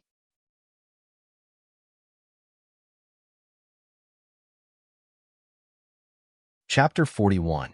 Urgent Matters. Don't blame this girl if it's urgent. Just what's going on? Grand Concubine Yi feigned shock. The Empress only pretended not to hear as she continued to lecture Princess Chongping. Since Qin Wangfei went out with the Duke of Qin, then you should find your imperial father and have him find him. It can't be that your imperial father can't find him either. As the Empress spoke, she gave Grand Concubine Yi a meaningful look. Grand Imperial Concubine, don't you think so? One was using the Duke of Qin to threaten. while the other was using the emperor to pressure others. Hearing this, everyone's hearts raced. Princess Chongping, on the other hand, felt enlightened and surprised. Right, I'll go find Imperial Father. This time, he'll definitely help me. Grand Concubine Yi understood the Empress's personality. With her status, she'd never speak impulsively. If she dared to bring up the Emperor today, then it meant that Princess Chongping's matters were serious.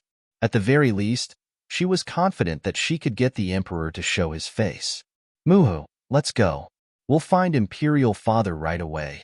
Princess Chongping was very agitated as she tugged at the Empress to leave. Now Grand Concubine Yi was anxious. If this was any other time, she wouldn't care so much. She'd just find an excuse to hand over Han Yunqi. But right now, Han Yunqi was locked up in the woodshed and about to starve to death. If news of this spread and her family's dirty linen was out in the open, where would she put her face? Grand Concubine Yi was about to speak when Murong Wanru spoke up. Esteemed Empress, Princess Chongping, wait a moment. The Empress had long expected this and pulled Princess Chongping to a stop. She always did her best to avoid bothering the Emperor with matters of the imperial harem. This was one of the biggest reasons why she was favored. Murong Wanru quickly stepped forward and bowed. Esteemed Empress, Princess Chongping, Qin Wangfei actually came back last night. But Mu Fei just came back from the estate today and wasn't clear on the details. I didn't report in time. It's all my fault. With Murong Wanru giving her a way out, Grand Concubine Yi felt less awkward. She came back? Why didn't you say so earlier? Princess Chongping had urgent matters. What if she was delayed? Daughter was negligent. Murong Wanru lowered her head, her face full of guilt. Grand Concubine Yi didn't give the Empress or Princess Chongping a chance to speak, but hastened to say, Empress, Chongping, have a seat. I'll go find her myself. Princess Chongping was unwilling, but the Empress signaled her to shut up with a look. Then I'll have to trouble Imperial Concubine Dowager. Grand Concubine Yi turned back with a slight smile, but when she walked out with Murong Wanru, her entire face looked like it had been soaked in water. It was both ugly and terrifying. If Murong Wanru hadn't been there just now, she wouldn't even have had a way out of this embarrassing situation. Just what's going on? Grand Concubine Yi raged as she walked. Mother, why do I feel that sister-in-law knows? If possible, she'd rather have the Empress and Princess Chongping go find the Emperor. That way, she'd have time to make her move. But this way, the news of Han Yunqi's death would blow up. Then she'd be the one who'd have trouble sleeping and eating. Soon enough, they reached the woodshed. Han Yunqi only had one last breath left. She was very, very tired, her eyelids so heavy that they were about to fall off. But she kept them open from beginning to end, staring at the door. She was waiting, not only for her chance to live, but for her chance to strike back at the White Lotus Murong Wanru. As soon as she saw Grand Concubine Yi and Murong Wanru appear in the doorway, her pale lips rose into a smile before she slowly shut her eyes. Seeing this, Grand Concubine Yi and Murong Wanru were both frightened. Someone come. Someone come. Summon the imperial physicians, quick. Grand Concubine Yi cried. At this critical juncture, nothing could happen to Han Yunqi. Murong Wanru was so sullen that she had no choice but to help Han Yunqi up and pinch her philtrum acupuncture point to make her drink warm water. Soon enough, the Duke of Qin's personal imperial physician Li, hurried back. Seeing this scene and taking her pulse, he knew she was weak from hunger. He quickly took out some pills and had Murong Wanru feed Han Yunqi, then pressed on various acupuncture points on her hand. After a round of emergency treatment, they finally managed to wake her up. Grand Concubine Yi exhaled in relief. She was going to punish Han Yunqi, but ended up with emergency treatment instead. Meanwhile, Murong Wanru's heart felt so stifled that she couldn't pretend to care. All she could do was remain silent. Han Yunqi's face was blank, but her eyes hid a shrewd light. Actually, she hadn't fainted, but had been watching them while they were trying to save her. Seeing her wake up, Imperial Physician Li quickly had Murong Wanru feed Han Yunqi some more sugar water. After a while, Han Yunqi finally recovered some strength. Grand Concubine Yi's heart finally settled as she asked, Han Yunqi, Just what did Chomping find you for? Han Yunshi shook her head as if she didn't have the strength to speak. Grand Concubine was angry, but it wasn't good for her to lose her temper. She could only endure. Then can you see her now? Han Yunshi was so weak that she didn't even shake her head. Instead, she looked towards Imperial Physician Li. Imperial Physician Li was in a difficult position. Esteemed Imperial Concubine, if it's not urgent, then it's better to let esteemed Wang Fei rest and boil some millet porridge to eat. Urgent. Grand Concubine shouted. No matter what method you use, make her regain her energy immediately. Esteemed Imperial Concubine. This official's abilities are limited. Imperial Physician Li was frightened. Lady Mother, how about I help sister-in-law to my room to lie down first, and then tell Her Majesty the Empress that sister-in-law caught a cold and fell ill. Let them condescend to come to my place. Murong Wanru suggested. Grand Concubine could only agree. Hurry and take her there. Hurry, don't expose any flaws. Grand Concubine was about to turn around when she shot Han Yunshi a warning look before leaving in a hurry. Sister-in-law, you've suffered these past few days. Come to my place. Murong Wanru's eyes flashed with calculations as a page boy carried Han Yunshi away. Murong Wanru lived in the Orchid Enclosure, a small garden-style courtyard near Grand Concubine Yi's Peony Courtyard. She didn't take Han Yunshi to her bedroom, but arranged for her to stay in an empty side room in the courtyard. Han Yunshi was placed on the bed, and as soon as the curtains were lowered, the Empress and Princess Chomping arrived. Han Yunshi made to rise in greeting, but the Empress quickly stopped her. She sat by the bed and took Han Yunshi's hand. You're excused. How could a small cold make her so ill? I think this body needs to be nourished. Many thanks, esteemed Empress, for your concern. Han Yunshi replied weakly. Princess Chongping stood on one side, unable to resist calling out for her imperial aunt, but her tone was commanding. Imperial Aunt Qin, I have urgent matters. Hurry and come with me to the palace. Han Yunshi saw Grand Concubine standing on one side with a gloomy expression. She looked very sullen. She didn't know why Grand Concubine had been angered by this mother and son pair, but she knew her chance to turn things around had come. That ice-cold Duke of Qin was only here to repay a debt of gratitude. He wouldn't be able to protect her all the time. If she was destined to be unable to leave this residence, then all the more reason she should work hard to obtain the approval of this high and mighty mistress. And now, it was an extremely good opportunity. Han Yunshi didn't reply to Princess Chongping, but looked docilely towards Grand Concubine Yi. Her meaning was that Grand Concubine Yi had to make the decision. At this moment, Princess Chongping began to feel her face itch again. In her panic, she couldn't care less as she begged, Grand Concubine Yi, just agree. Let Imperial Aunt come with me to the palace. I promise I'll bring her back safe and sound. If this was any other day, the Empress wouldn't let Princess Chongping beg Grand Concubine Yi like this. But seeing Princess Chongping so anxious, she knew her itch had flared up again. Without a choice, the Empress could only coax. Grand Concubine Yi, children's private matters should be left to them. Grand Concubine Yi assumed that Han Yunshi would use this chance to show off and throw her a look. Who knew this little wife would give her face and let her make the decision? In an instant, Grand Concubine Yi didn't feel so sullen anymore. Instead, she felt like the Empress and Princess Chongping were here to beg her. She glanced at Han Yunshi, feeling smug in her heart. She wouldn't let the Empress and Princess Chongping off so easily if she had the chance. Yunshi, cough, cough. Look at how sick your bones are. If you catch a gust of wind on the way to the palace and get worse, how will Mu Fei explain things to the Duke of Qin? He'll blame me as your mother-in-law for not taking good care of you. When did Grand Concubine Yi learn to care for her daughter-in-law? Hearing this, the Empress's face turned gloomy. Grand Concubine Yi was clearly using this chance to bully her. The intelligent Han Yunshi could tell what Grand Concubine Yi was thinking. She hastened to say, Mu Fei must be joking. Chun Xie knows His Highness's temper. He only listens to you and the Emperor. He doesn't even have the time to show filial piety to you, so how could he blame you? Chun Xie will remember Mu Fei's concern in her heart. TSK, Listen to how impressive Han Yunqi's words were. She was comparing Grand Concubine Yi to the Emperor in front of the Empress. She wasn't disrespecting the Emperor, but flattering Grand Concubine Yi as well.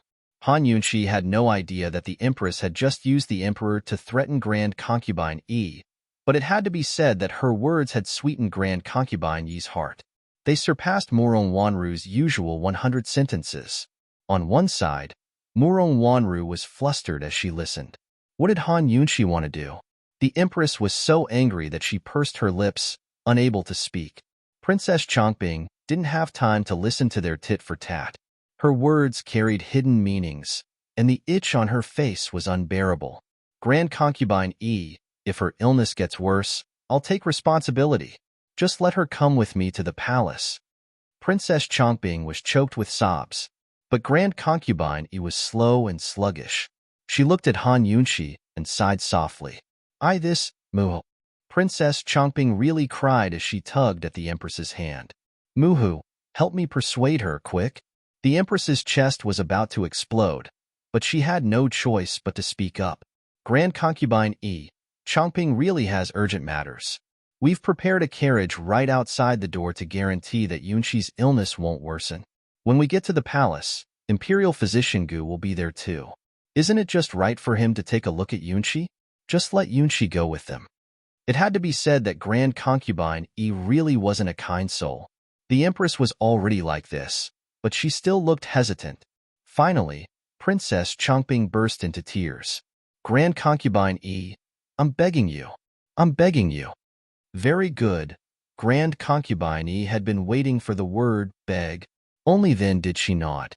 Yunqi, just go with the Empress to the palace. Han Yunqi nodded obediently. The Empress immediately sent people to carry Han Yunqi out in a sedan chair. Before she got on, Grand Concubine Yi shot Han Yunqi a look, but Han Yunqi pretended not to see. She held the ginseng slice in her mouth as she thought, Grand Concubine Yi, Murong Wanru, just wait for me to come back.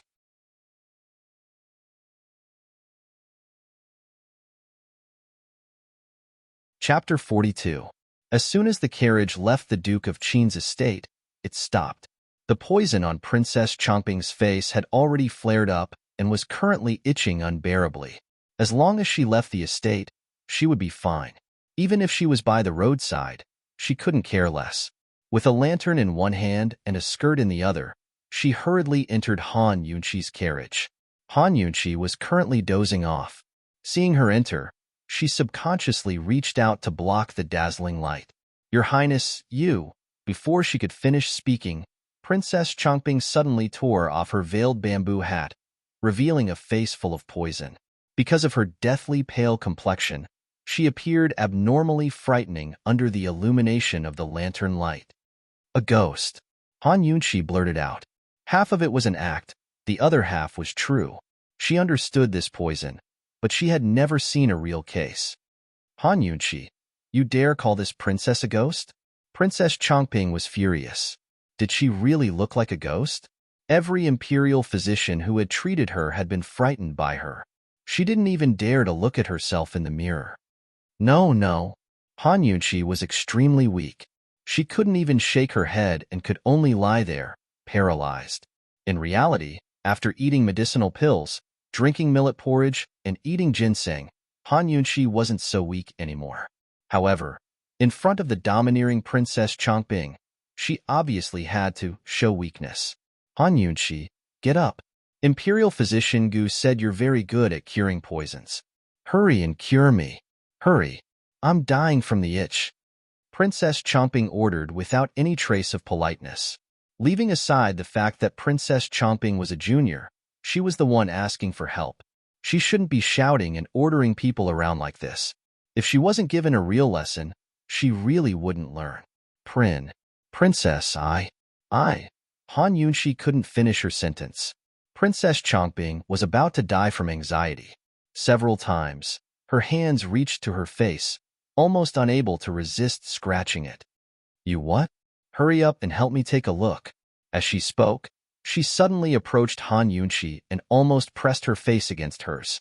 If it were anyone else, they would have vomited already. However, Han Yunxi had seen poisons that were even more disgusting than this, so she was already immune to them. Princess, princess, I don't have the strength. Finally, she finished her sentence.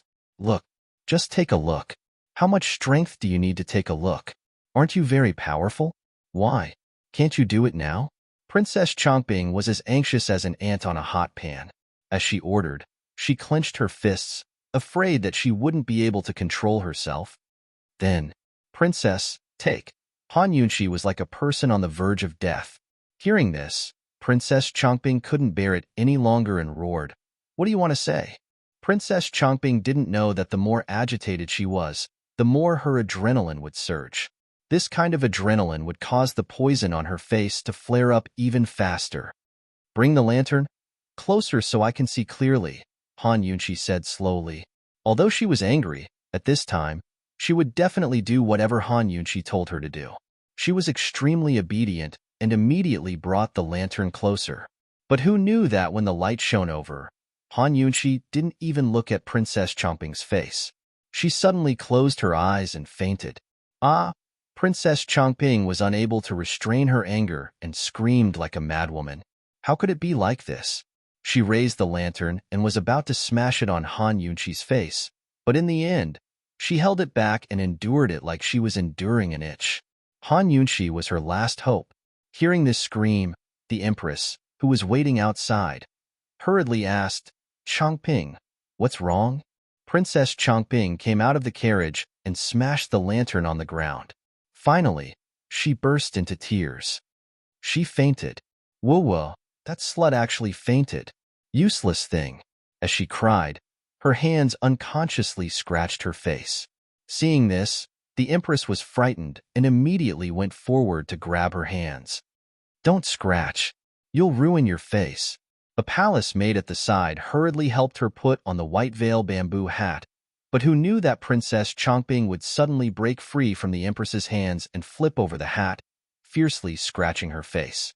Heaven knows how itchy she was and how hard she scratched. Just this one scratch and her cheeks were already bleeding. Princess Chongping didn't seem to feel the pain and continued scratching. The Empress was so frightened that her face turned pale. Someone, quickly stop her and grab her hands. The guards immediately rushed forward and pulled Princess Chongping's hands away. "Let go of me. You've got guts. Let go. It's so itchy, let go. I order you to let go. I'm going to kill you." Princess Chongping violently struggled, scaring the Empress into tears. Quickly tie her hands and cover her mouth." Although it was the middle of the night, they were currently on the main street. If they woke up the surrounding commoners and this matter spread, how would Princess Chongping be able to face others in the future? Very quickly, Princess Chongping's hands were tied and her mouth gagged. The Empress looked towards Han Yunxi's carriage, hatred flashing through her red eyes. "Han Yunxi, if it weren't for you, Chongping wouldn't have gone to the justice courts and wouldn't have been poisoned. You better make sure that Chongping's face is safe. Otherwise, this consort and the Empress Dowager definitely won't let you off." After bringing Princess Chongping back to her own carriage, the group hurried back to the imperial palace. The horses galloped, but the spacious and comfortable carriage wasn't bumpy at all. Han Yunxi lazily reclined, her eyes closed, but a happy smile appeared on her lips. Those who came out to make a living all had to pay. Those who came out to make a living weren't afraid. When they returned to the palace, the east was already bright. Princess Chongping was completely exhausted. The poison seemed to have passed, and she had already fainted. Han Yunxi was sent to Princess Chongping's Omping Palace. She was half asleep and half awake, allowing the palace maids to place her on a warm bed. Very quickly, the Empress and Imperial Physician Gu came over. She caught a cold and is very weak. She fainted on the way here. The Empress explained the general situation. Gu Beiwei didn't say anything. He just sat by the bed and took Han Yunxi's pulse through the curtains. Gu Beiwei was a divine doctor. He knew Han Yunxi's situation with a single pulse. This was caused by starvation. It wasn't an illness, but she was weak and didn't have enough strength. Fortunately, she had already been rescued, so the problem wasn't too big. She was currently recovering, so she shouldn't be as weak as the Empress said. Gu Beiyue's clear black eyes flashed with interest. He stood up. Reporting to the Empress, this is a severe cold. The Wangfei's body is very weak and needs to be properly nurtured. If we forcefully wake her up to have her treat the princess, this official is afraid. What? The Empress quickly asked. Since they were already in the palace, she didn't care how Han Yunqi's body was. As long as she could treat Changping's illness, even if she had to draw Han Yunqi's blood, she would still agree. This official is afraid that not only will the Wangfei not be able to treat Princess Changping's illness, she won't even be able to protect her own life. Gu Beiyue was clearly exaggerating. But how could the Empress understand this? Hearing this situation, she became nervous. If it was like this, Changping's face wouldn't be preserved. She wouldn't be able to pay for Han Yunqi's life. If she had known earlier, she would have persuaded Changping to stay in the Duke of Qin's manor. If she was laughed at, then so be it. It was better than being responsible for Han Yunqi's life. The Empress took a deep breath. Then let's save her first. How long will it take for her to recover? 1 or 2 days. It's just that Princess Changping will have to suffer a bit. Gu Beiyue honestly replied. The Empress frowned. She was so depressed that she couldn't speak. Unfortunately, she had no other choice. She could only instruct Gu Beiyue. Use the best medicine. You must let Qin Wangfei recover as soon as possible. Understood? This official understands. Gu Beiyue nodded. This official will go right up the prescription now. Gu Beiyue left. The Empress went to see Princess Changping, leaving behind a palace made to watch over her. Han Yunqi was so happy that she almost laughed out loud. Who knew what Gu Beiyue would use this opportunity to give her to nurse her body back to health? Although 1 or 2 days wasn't enough to completely recover, getting off the bed and moving around wouldn't harm her body. Gu Beiyue was truly a thoughtful and intelligent person. Just as Han Yunqi expected, Gu Beiyue prepared an extremely expensive prescription for warming and nourishing her body. Han Yunqi really wanted to eat a big meal, but a starving person couldn't overeat. If it was light, it would cause indigestion, and if it was heavy, it would cause her to die. Gu Beiyue's prescription not only nourished her body in the most gentle way, it also reduced her intense appetite. With the warm man's medicine and sufficient sleep, Han Yunqi was full of energy after 2 days. However, Princess Changping was miserable. In these 2 days, the poison had flared up 3 times. Each time, it was heart-wrenching, making her want to kill herself. Han Yunqi got off the bed, but Princess Changping was lying down. Her hands and feet were all tied up to prevent her from harming herself. The Empress sat by the bed and tried to persuade her. Princess Changping couldn't listen anymore and muttered, "Where's that slut Han Yunqi? She's not going to save me, is she? Muhu, bring her here. She must be faking it. She must want to see me poisoned to death. It's all because of her. It's all her fault. If it wasn't for her, I wouldn't have gone to the prisons. Sob sob, Muhu. She's the one who harmed me. Muhu, let me go. I'm going to find her." Han Yunqi followed Gu Beiyue inside and listened silently. Princess Changping didn't even think about what she was doing in the prisons that night. She actually dared to blame her. When she heard Gu Beiyue talk about her condition these days, she felt a bit of sympathy and wanted to treat her poison today. But now Han Yunqi had gone back on her word. Pitiful people were always hateful. Princess Changping wasn't someone she wanted to save, so there was no need to talk to her about the benevolence of a doctor. Qinxie greets esteemed Empress. This humble subject greets esteemed Empress and Princess. Han Yunqi and Imperial Physician Gu bowed through the curtains. The Empress hastily had them rise and spoke kindly. "Yunqi, hurry and come in. Changping's been waiting for you for a long time." Princess Changping had already stopped making noise, but her phoenix eyes were glaring fiercely at Han Yunqi. Han Yunqi sat down by the bed and said mildly, "It's too dark. Bring the lantern over." A court lady quickly shone the lantern over. The strong light made Princess Changping blink, but she still stubbornly stared at Han Yunqi. Han Yunqi said mildly, "Changping, close your eyes. Let me see if there's any poison on your eyelids." At these words, Princess Changping immediately shut her eyes. Her frightened expression made Han Yunqi feel disdain. What was this girl being so stubborn for? If she had the skills, then keep glaring at her. Han Yunshi carefully examined her face and secretly activated a scanning system to determine the spread of the poison and whether it had changed. Afterwards, she checked the condition of her legs. Princess Chongbing was lucky that the poison hadn't spread much and hadn't changed. Seeing Han Yunshi finish her examination, the Empress quickly asked, "How is it? Is it poison? What kind of poison is it? Can it be treated?" Princess Chongbing finally realized that the examination was over. She opened her eyes and ordered arrogantly, "Han Yunshi, what are you dawdling for? Hurry up and say it."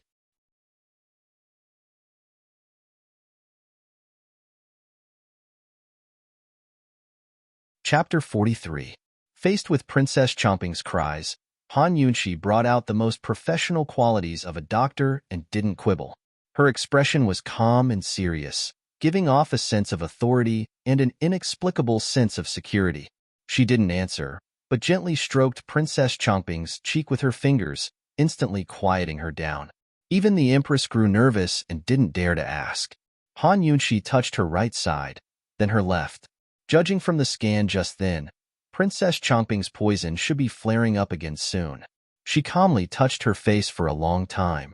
Princess Chongbing and the Empress were both anxious, but they didn't dare to ask again, much less speak rudely. Even Gu Beiyue, who was waiting outside the curtains, felt nervous. He knew Han Yunshi knew how to treat poisons, but he wasn't sure if she could cure the poison on Princess Chongbing's face. He was only recommending her. The room was silent, the atmosphere tense, but Han Yunshi suddenly let go of her hand, as if frightened. She quickly got up and backed away, crying out, "Heavens, the poison's changed. It's going to be contagious soon." "What?" Hearing this, the Empress backed away like she was running for her life. The court ladies around her all backed away in fear. Too frightening. Once infected with a contagious disease, even a prince would be taken away from the palace and locked up in a side palace in the outskirts. If they couldn't be cured, they'd never be able to come back. Princess Chongbing gave a start, then started wailing in fear. "I don't want it. I don't want it. Sob sob muhu. Save me. I don't want to be sent away. I don't want it." The Empress was the one who retreated the furthest. Her face was pale with anxiety as she asked, "Yunshi, can it be cured or not?" Han Yunshi avoided answering, her expression grave. "It looks like the poison's about to flare up again." As expected, Princess Chongbing began to struggle as soon as she spoke. "Itchy. Muho, my face is starting to itch again. Let me go. All of you, let go of my hand. Muhu, why don't you help me scratch it? I'm begging you." Soon, her feet began to itch. Unfortunately, her feet were also tied up, so no matter how hard she kicked, it was to no avail. Seeing this, everyone was stunned. They didn't expect Han Yunshi to really have the skills to hit the nail on the head. The Empress was frightened and didn't dare to go forward. She grabbed Han Yunshi's hand and asked, "You were right. Yunshi, you're too formidable. You must have a way to save Chongbing, right? Yunshi, an infectious disease isn't a small matter. You must have a way, right?" Once this matter was spread out, not only Princess Chongbing, but even the Empress and the others who had interacted with her would be isolated for a long time. As for the Empress, even if she didn't get infected, she probably wouldn't be able to see the Emperor for a year or so. Deep in the palace, there were so many pairs of eyes staring at the Empress. The Empress could not afford to lose this 1 year or so. "Save me. Imperial Mother, quickly ask her to save me. I'm dying of itchiness. Who can help me? Imperial Father, woo-woo. I want to see Imperial Father." Princess Chongbing had already been tossed around until her speech was incoherent. At this time, Han Yunshi pushed aside the Empress's hand and said seriously, "I'll try." "Good, good." The Empress nodded.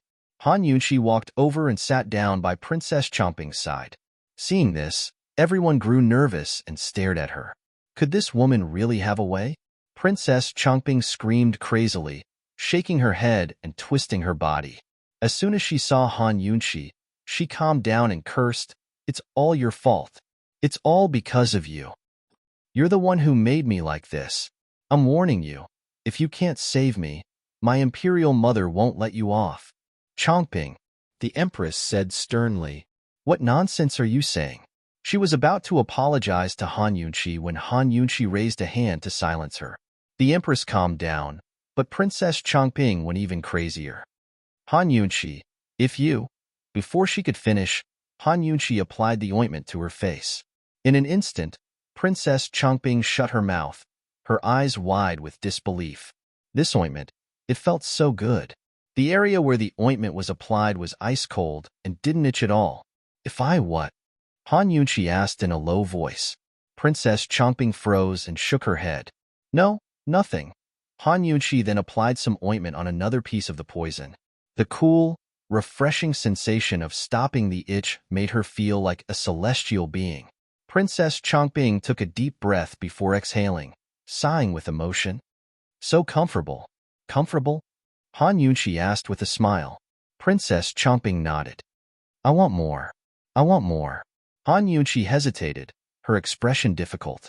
Princess Changping was very nervous as she looked at the large bottle of ointment in Han Yunqi's hands. She couldn't care less about face as she begged, Imperial Qin Aunt, I'm begging you. I'm begging you. I was wrong. I brought this upon myself. I was wrong. Please save me. Seeing this, the Empress panicked. Yunqi, Changping is still young and doesn't know any better. If she's offended you in any way, please don't take it to heart. Han Yunqi turned back. Esteemed Empress must be joking. How could Yunqi bear a grudge against a junior? It's just that there are wounds on her face. If I use this ointment, Yunqi's afraid it'll leave a scar, so I'm hesitating. As she spoke, she sat down at the foot of the bed and applied the ointment on Princess Changping's wounds. First, stop the itch on your feet. As for the wounds on your face, I suggest the princess bear with it for now to avoid disfigurement. I'll do my best to create an antidote before the virus spreads. At these words, the Empress exhaled in relief. Very good, very good. She quickly told Princess Changping, just bear with it. If your face is disfigured, your Qingwu Gij won't want you anymore. Princess Changping's tears kept flowing. Fine, fine, fine. I'll bear with it. I can bear with it. Sob sob. I've already endured so many times. She did her best to focus on the cool feeling on her feet, but as she spoke, her hands couldn't help but struggle. It was too itchy, too painful. After applying the ointment, Han Yunqi only said, these next few days might be contagious, so it's best if you don't get close to her. These words, without a doubt, sent Princess Changping to hell. Familial love was never pure in the imperial family. The Empress wouldn't come to see Princess Changping again. She only left behind a few court ladies to wait on her before hurriedly leaving with Han Yunqi. Seeing Han Yunqi's retreating form, Princess Changping was filled with hatred. But who knew how many more days of torment she'd have to endure? They hadn't even reached the guest hall when the Empress asked anxiously, Yunqi, what kind of poison is this? It's a poisonous moss. She probably caught it in the imperial prisons. That place is too dirty and full of toxins. Han Yunqi said, pretending to be serious. Esteemed Empress, the princess is a golden branch and jade leaf. If there's nothing important, she shouldn't run to the imperial prisons. Of course, the Empress knew about Princess Changping's private torture in the imperial prisons. At this moment, faced with Han Yunqi's ridicule, her face turned red. She was both embarrassed and angry, but she had no choice but to grit her teeth and endure. Gu Beiwei snuck a peek at Han Yunqi from the side, a smile rising on his lips. This woman really didn't suffer any losses. What was owed to her had to be returned. After a long time, the Empress spoke again. Then how long will it take for her to fully recover? She'll be fine as long as the poison is cured. I'll write a prescription for the antidote, so hurry and have someone grab the medicine. Han Yunqi said as she strode through the door. The Empress followed closely behind, hastily ordering people to serve her with brush and ink. Most prescriptions for antidotes only had a few ingredients, but Han Yunqi had written down a whole pile of them. It was a full 2 pages of white paper, and there was no lack of rare and precious ingredients within. The Empress didn't understand, but Gu Beiwei almost couldn't help but laugh out loud. This woman, is she sure she's writing down an antidote? She's clearly looting a burning house. There were quite a few ingredients here that were contradictory to each other, so they definitely couldn't appear in the same prescription. In the end, Gu Beiwei thought that Han Yunqi was going to stop writing, but she actually took out a third piece of white paper and wrote down the last ingredient, 10 segments cicada slew. Cicadas shed their shells after becoming black grasshoppers. It was a very common ingredient in Chinese medicine, but most cicadas only had 9 segments on their abdomen. A 10-segment cicada slew was a rarity. The empress didn't understand, but Gu Beiwei, who was familiar with the imperial medicine storehouse, had a complicated look in his eyes, but he didn't say anything. Your Highness, this is the prescription. Grab the medicine according to what's written on it. The sooner the better. I'll personally boil it. Han Yunqi said with a serious face. The empress took the prescription and immediately handed it to Gu Beiwei. Imperial physician Gu, I'll leave this matter to you. You must find all the ingredients as soon as possible. The empress really thought that things were too simple, but she couldn't be blamed. What kind of medicine didn't the imperial medicine storehouse have? Gu Beiwei nodded and immediately left. Of course, in the afternoon, he found all the ingredients on the prescription and sent them to Han Yunqi. Only the 10-segment cicada slew was missing. This thing isn't in the imperial palace? The empress had a look of disbelief. Have you seriously looked for it? Your Highness, this official is certain that it isn't in the imperial medicine storehouse.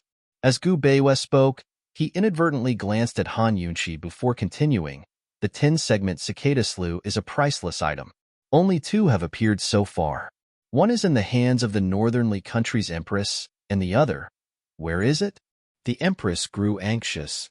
This official only knows that it's in Grand Concubine Yi's hands. As for whether or not she's used it, this official doesn't know. Gu Beiwei replied truthfully. It's in Mu Fei's hands? Han Yunqi's face was filled with astonishment. All right, she knew long ago.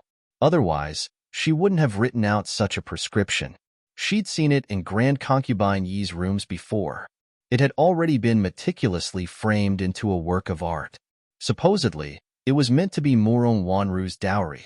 Every time Murong Wanru saw it, she was always delighted. Now the empress was in a difficult position.